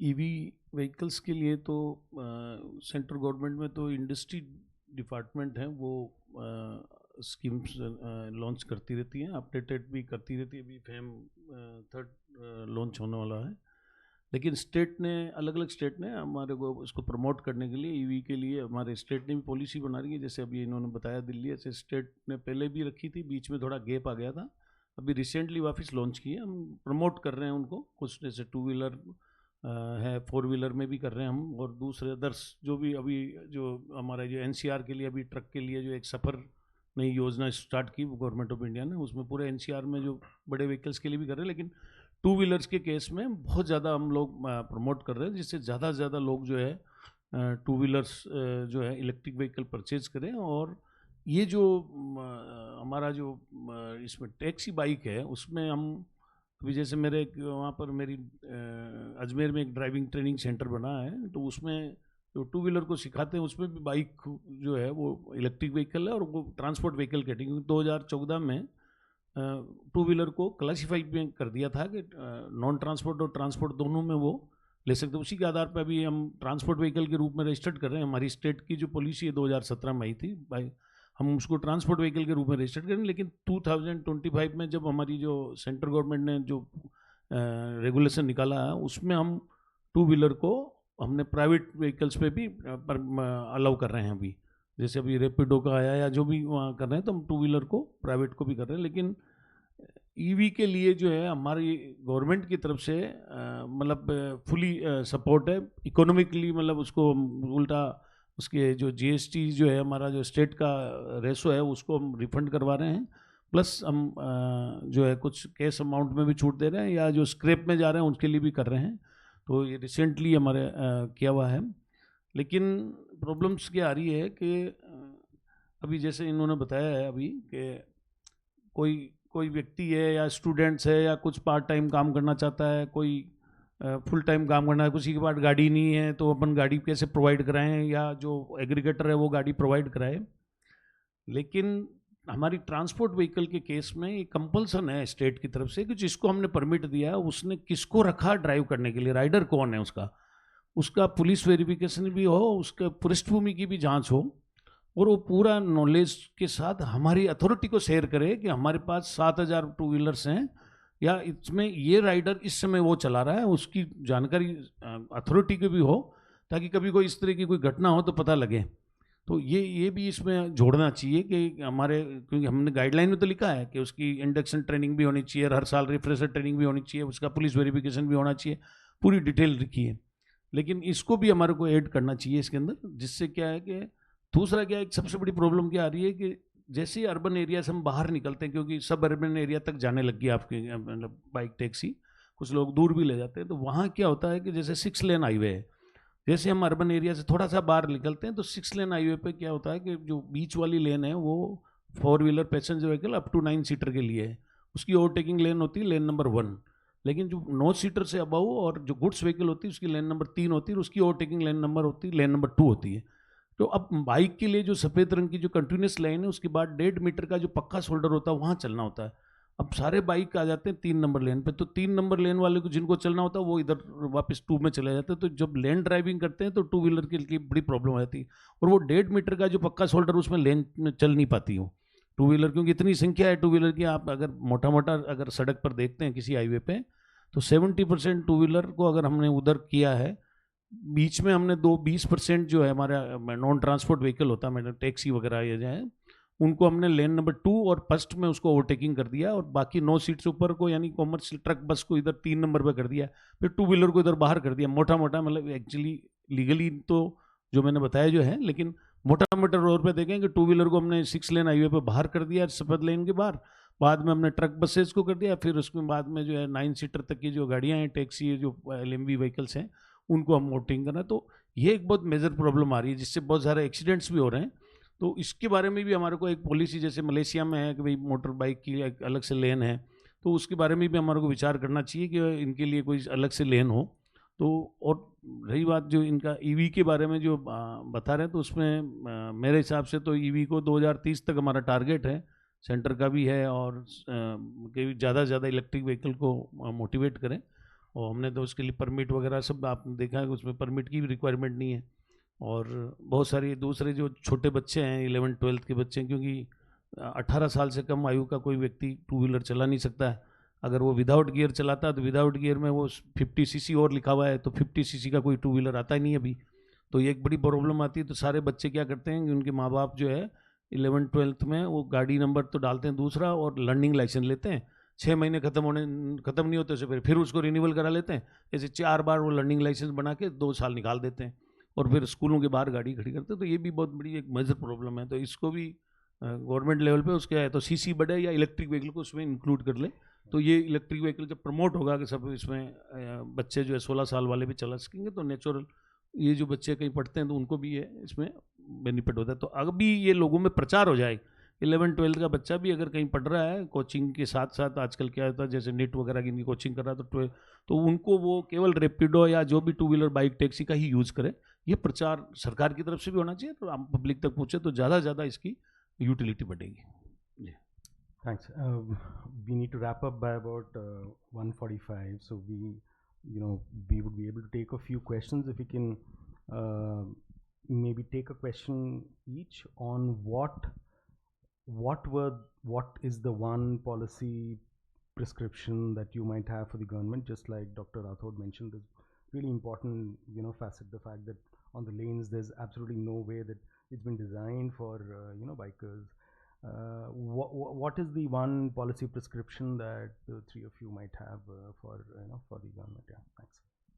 Sure. So actually we talked about multiple policies and multiple issues, and I think to take a bird's eye view of not just this panel but the panel before us, I would want to leave this with the one thought. It's to be more evidence based regulation and policies.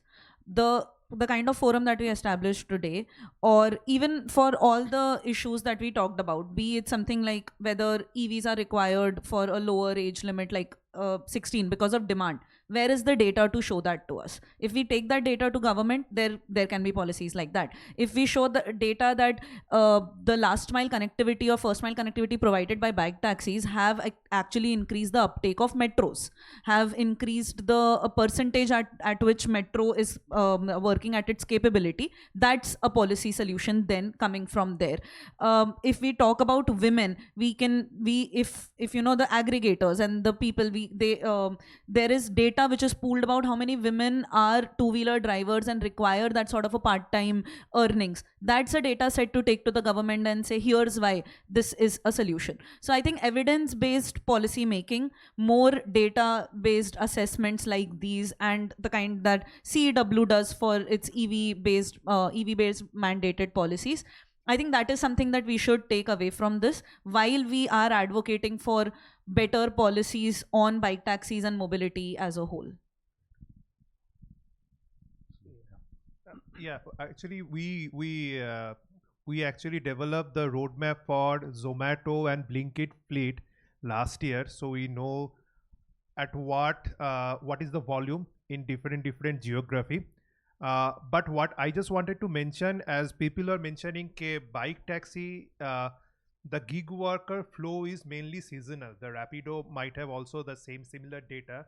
And what we observed that during Diwali time and during the New Year time, the people who are coming to the bike taxi is increasing in compared to other months like July, June in the summer month. So I don't think because the sector is so informal and fragmented in nature, is there any sort of policy that is required at the point of time कि आपको ये करना है, ये करो, YOLO number plate लगाओ, etc. I think there are enough policies that government has already mentioned. There is a National Urban Transport Policy which mentioned about parking policy, which mentions about congestion pricing, which mentioned about all these restrictive measures long back in 2006. So I think it's a time for implementing those policies or implementing those measures on the ground. If someone is Mohua is talking about the congestion pricing, it's time to implement congestion pricing in the next 5 years. As a repercussion, bike taxi and the shared mobility automatically will go up. Ms. Yadav, you want to add to? I think for closing remarks, I think I'll just go back to what we started with, which is my one policy input would be that the states need to come together, recognize that having so much diversion in respective state policies is not helpful for the entire ecosystem, including the states themselves, right? While Mr. Dhar mentioned that most of the gig workers are seasonal, that's actually not a fact from the data that we look at. Like I mentioned earlier, there's a good mix. There is a huge chunk of people who work on these platforms full-time, 8 hours a day, 6 days a week, and make their entire earnings and support their entire families with that earning, right? So just recognition of what is the scale of impact because of each of these policies in respective states that needs to be taken into account. And we need to also be clear about the fact that when we talk about harmonizing regulations, we're not talking about it just from an operational feasibility point of view, right? There is a direct impact on livelihoods because of these policies, and that is what our POV is, that we need to look at the impact that each of these policies make in terms of livelihoods. Of course, we're a business, we look at what can be done on our platform, but at the end of the day, the more livelihoods that are created, the better it is for every stakeholder involved. And with the solutions that the report suggests, I think it would be great for the state to look at it as a combined ecosystem where they're a part of it, the aggregators are a part of it, the gig workers are a part of it, and the consumers are a part of it, and how everybody can benefit. Great. We'd have time for a couple of questions in case, yeah. So I have a question for the panel. Most of the digital platforms, are mostly trust-based, right? Like you trust a platform.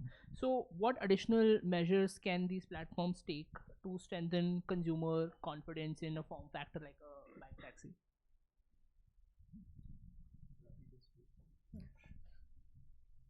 Okay, I'll just quickly respond to that. I think there are a lot of measures that we already take, not only voluntarily, but also that we're bound by the law to do so. In addition to that, there are features that most of the aggregators, we actively work on it. Rapido, for example, looking at that women are a huge set of consumers. We have a feature of night calling post rides. If a woman consumer is taking a ride in the later hours of the day, we have a new segment called bikes rated by women, wherein only the captains, who we call our drivers captains, only the drivers who rated very highly by other women would be recommended as a driver for the next woman when she goes on to book a ride on our platform. So we take helmet distribution drives very seriously. We ensure that we're making our captains aware, our customers aware on road safety provisions, what all benefits they can get if they actually follow the road safety regulations. So we are taking a lot of proactive effort to do so. But for any consumer, this is not our will to do so, is not the only thing to rely on. We're also legally bound by a lot of regulations and compliances to ensure that every consumer's safety is taken into account. Any other questions? Yeah.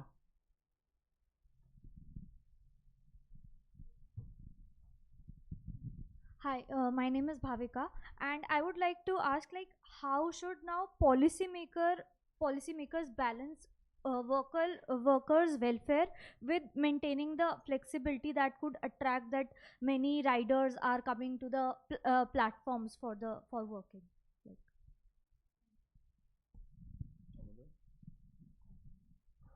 You want to take it? Yeah. Okay.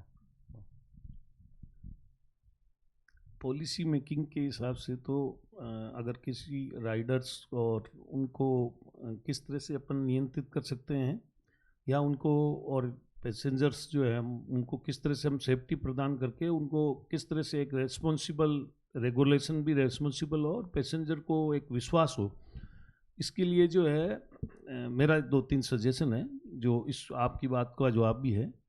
एक तो जितने भी जो Riders हैं जो taxi bike taxi चलाते हैं, इसके लिए NSDC का एक QP बनवाना चाहिए, क्वालिफिकेशन पैक्स, जो NSQF लेवल का हो, नेशनल स्किल क्वालिफिकेशन फ्रेमवर्क, या जो ड्राइविंग ट्रेनिंग सेंटर, तो जो भी आप जिसको भी आप करें तो एक दिन का उनको मिनिमम 1 दिन का तो इंडक्शन ट्रेनिंग कराए उनको, और उसके बाद उनको रिफ्रेश भी करते रहें। तो ये काम करने से एक तो राइडर की एक रेस्पॉन्सिबिलिटी बढ़ेगी, और राइडर उसके साथ साथ जब भी उसको पैसेंजर्स को बिठाएगा तो उसको पैसेंजर को भी वो पहले ही उसको जो भी प्रिकॉशंस है उसको जो ध्यान रखना वो करेगा।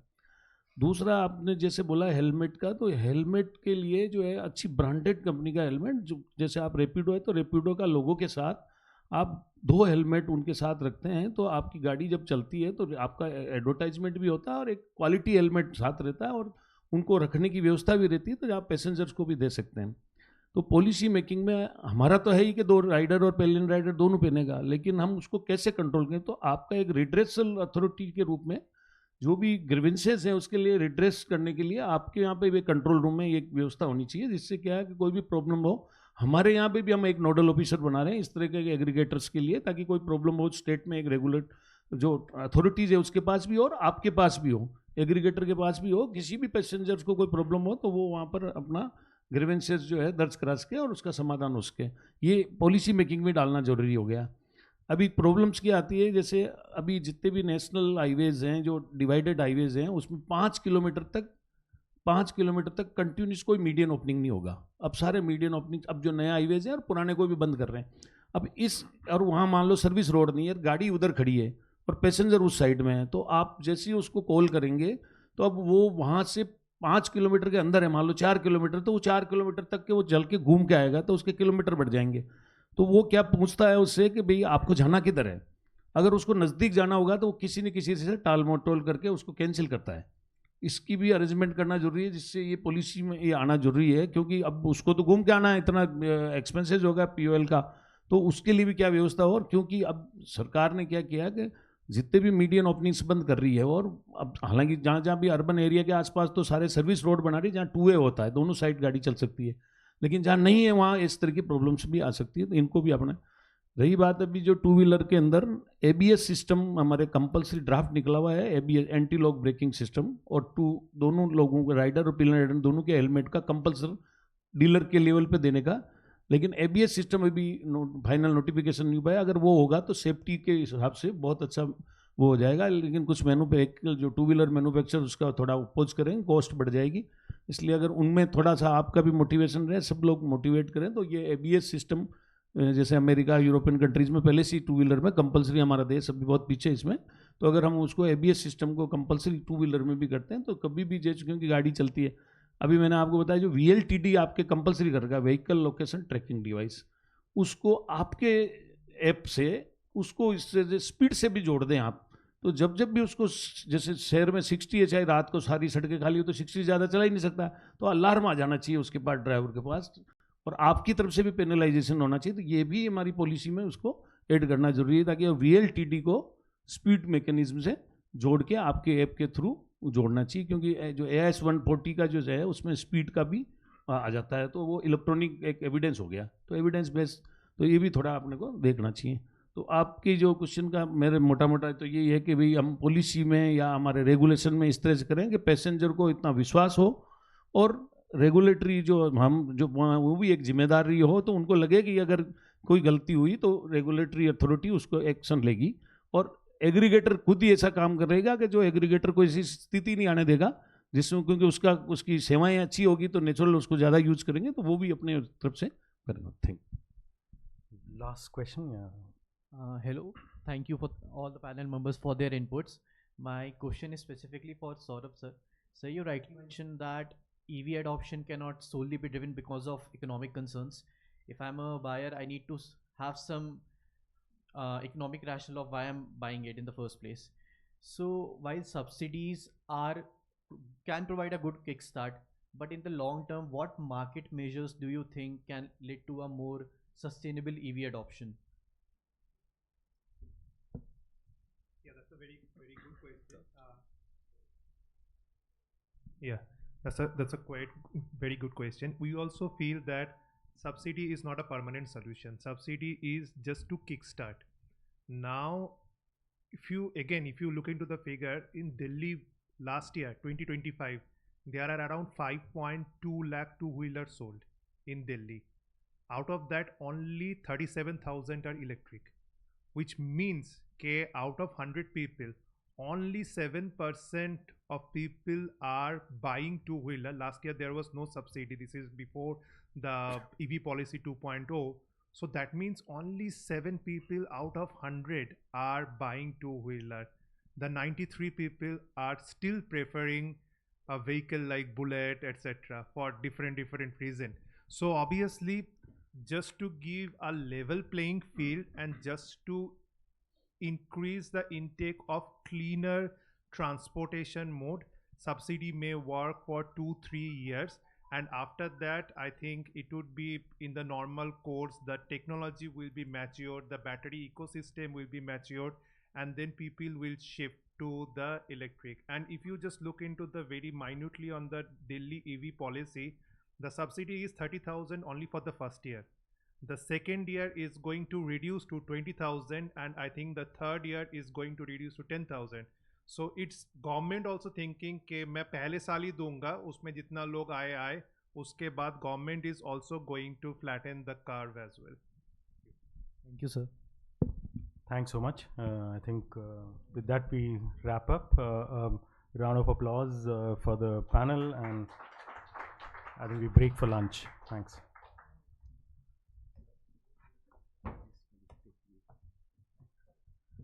So thank you to our moderator and all our panelists. I'd request Mr. Vijay Singh, Assistant Director Cuts, to please felicitate our moderator and the panelists.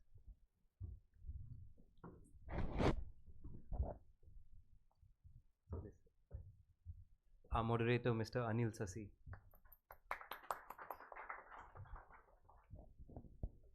Ms. Shreya Yadav.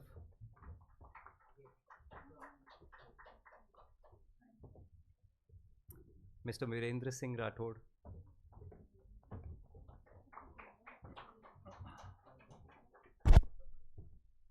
Ms. Shiksha Srivastav.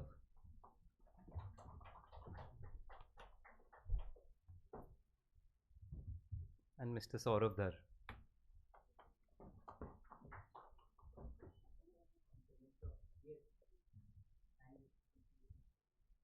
Now I'd request Mr. Vijay Singh to please deliver the concluding remarks.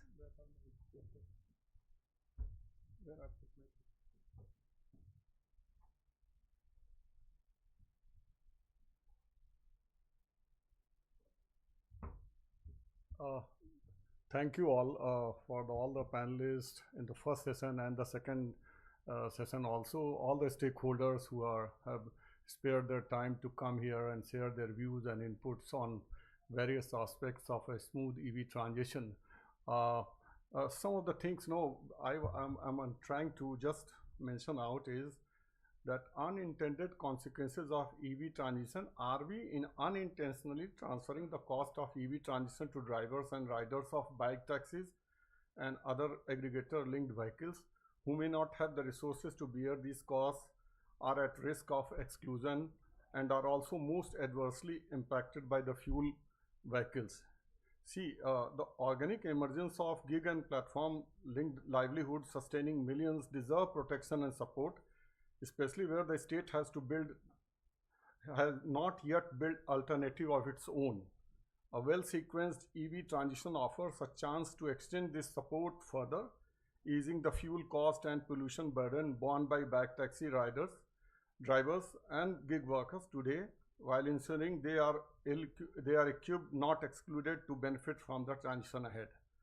The risk in an ill-sequenced transition is that its costs are quietly shifted onto bike taxi drivers, aggregator-linked gig workers, who are simultaneously the least resourced to absorb transition costs, the most exposed to exclusion from the emerging ecosystem, and paradoxically among the most adversely affected by the pollution and fuel cost burdens of the very conventional vehicles they currently depend on.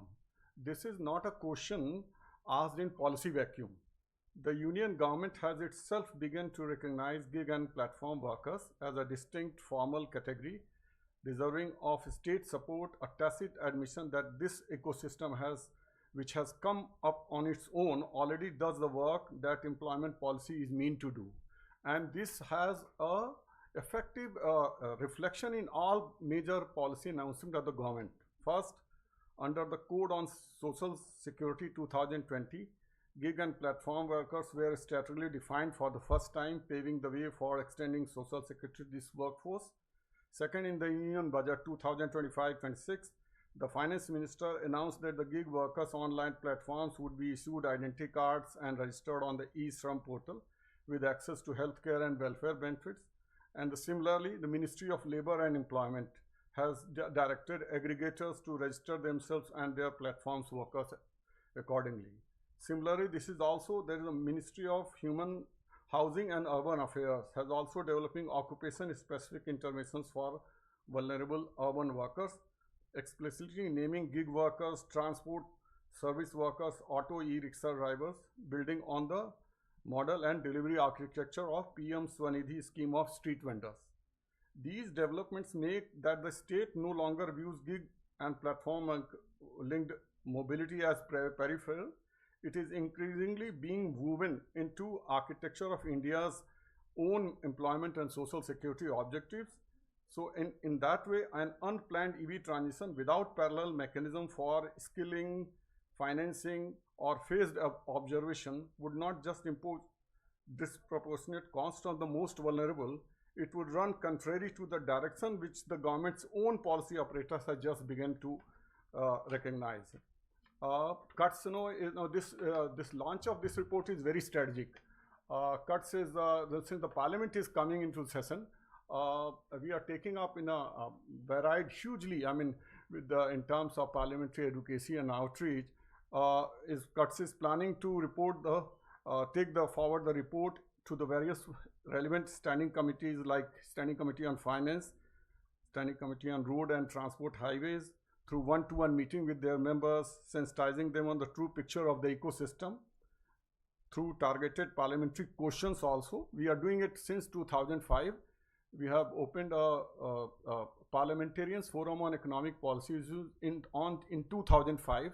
This is up till now the most robust platform The idea was to have informed debate and discussion within the parliament and across on topical questions of economy. Since NRSB has also come, chairperson was here, and I met outside he was saying that he's meeting out the transport minister Gadkari.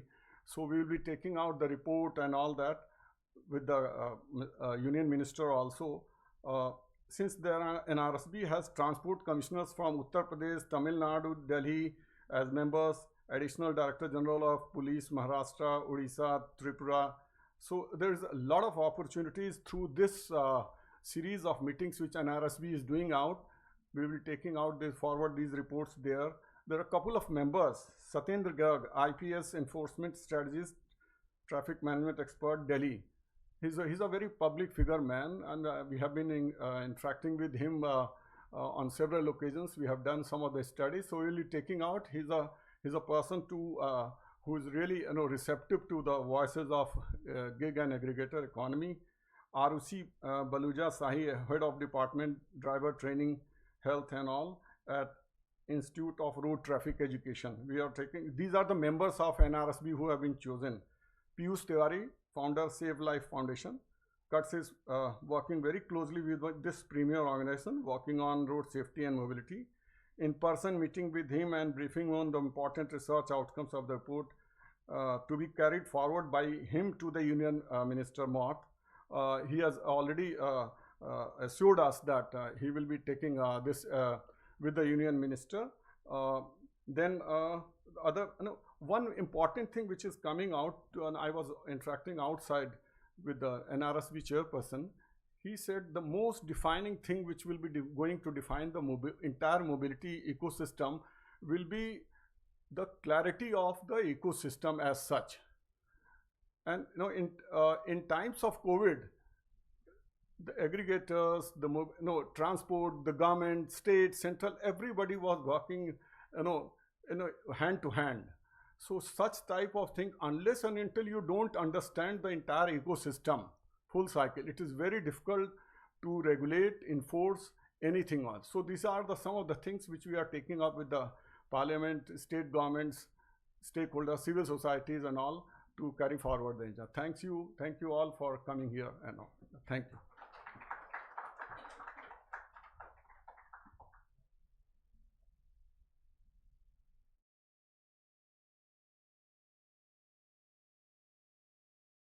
Day today and the report launch, and now the lunch is served, so we close for the lunch. Thank you. Yes. The QR code will be displayed here on both the LEDs, which you can scan, and then the report can be downloaded onto it.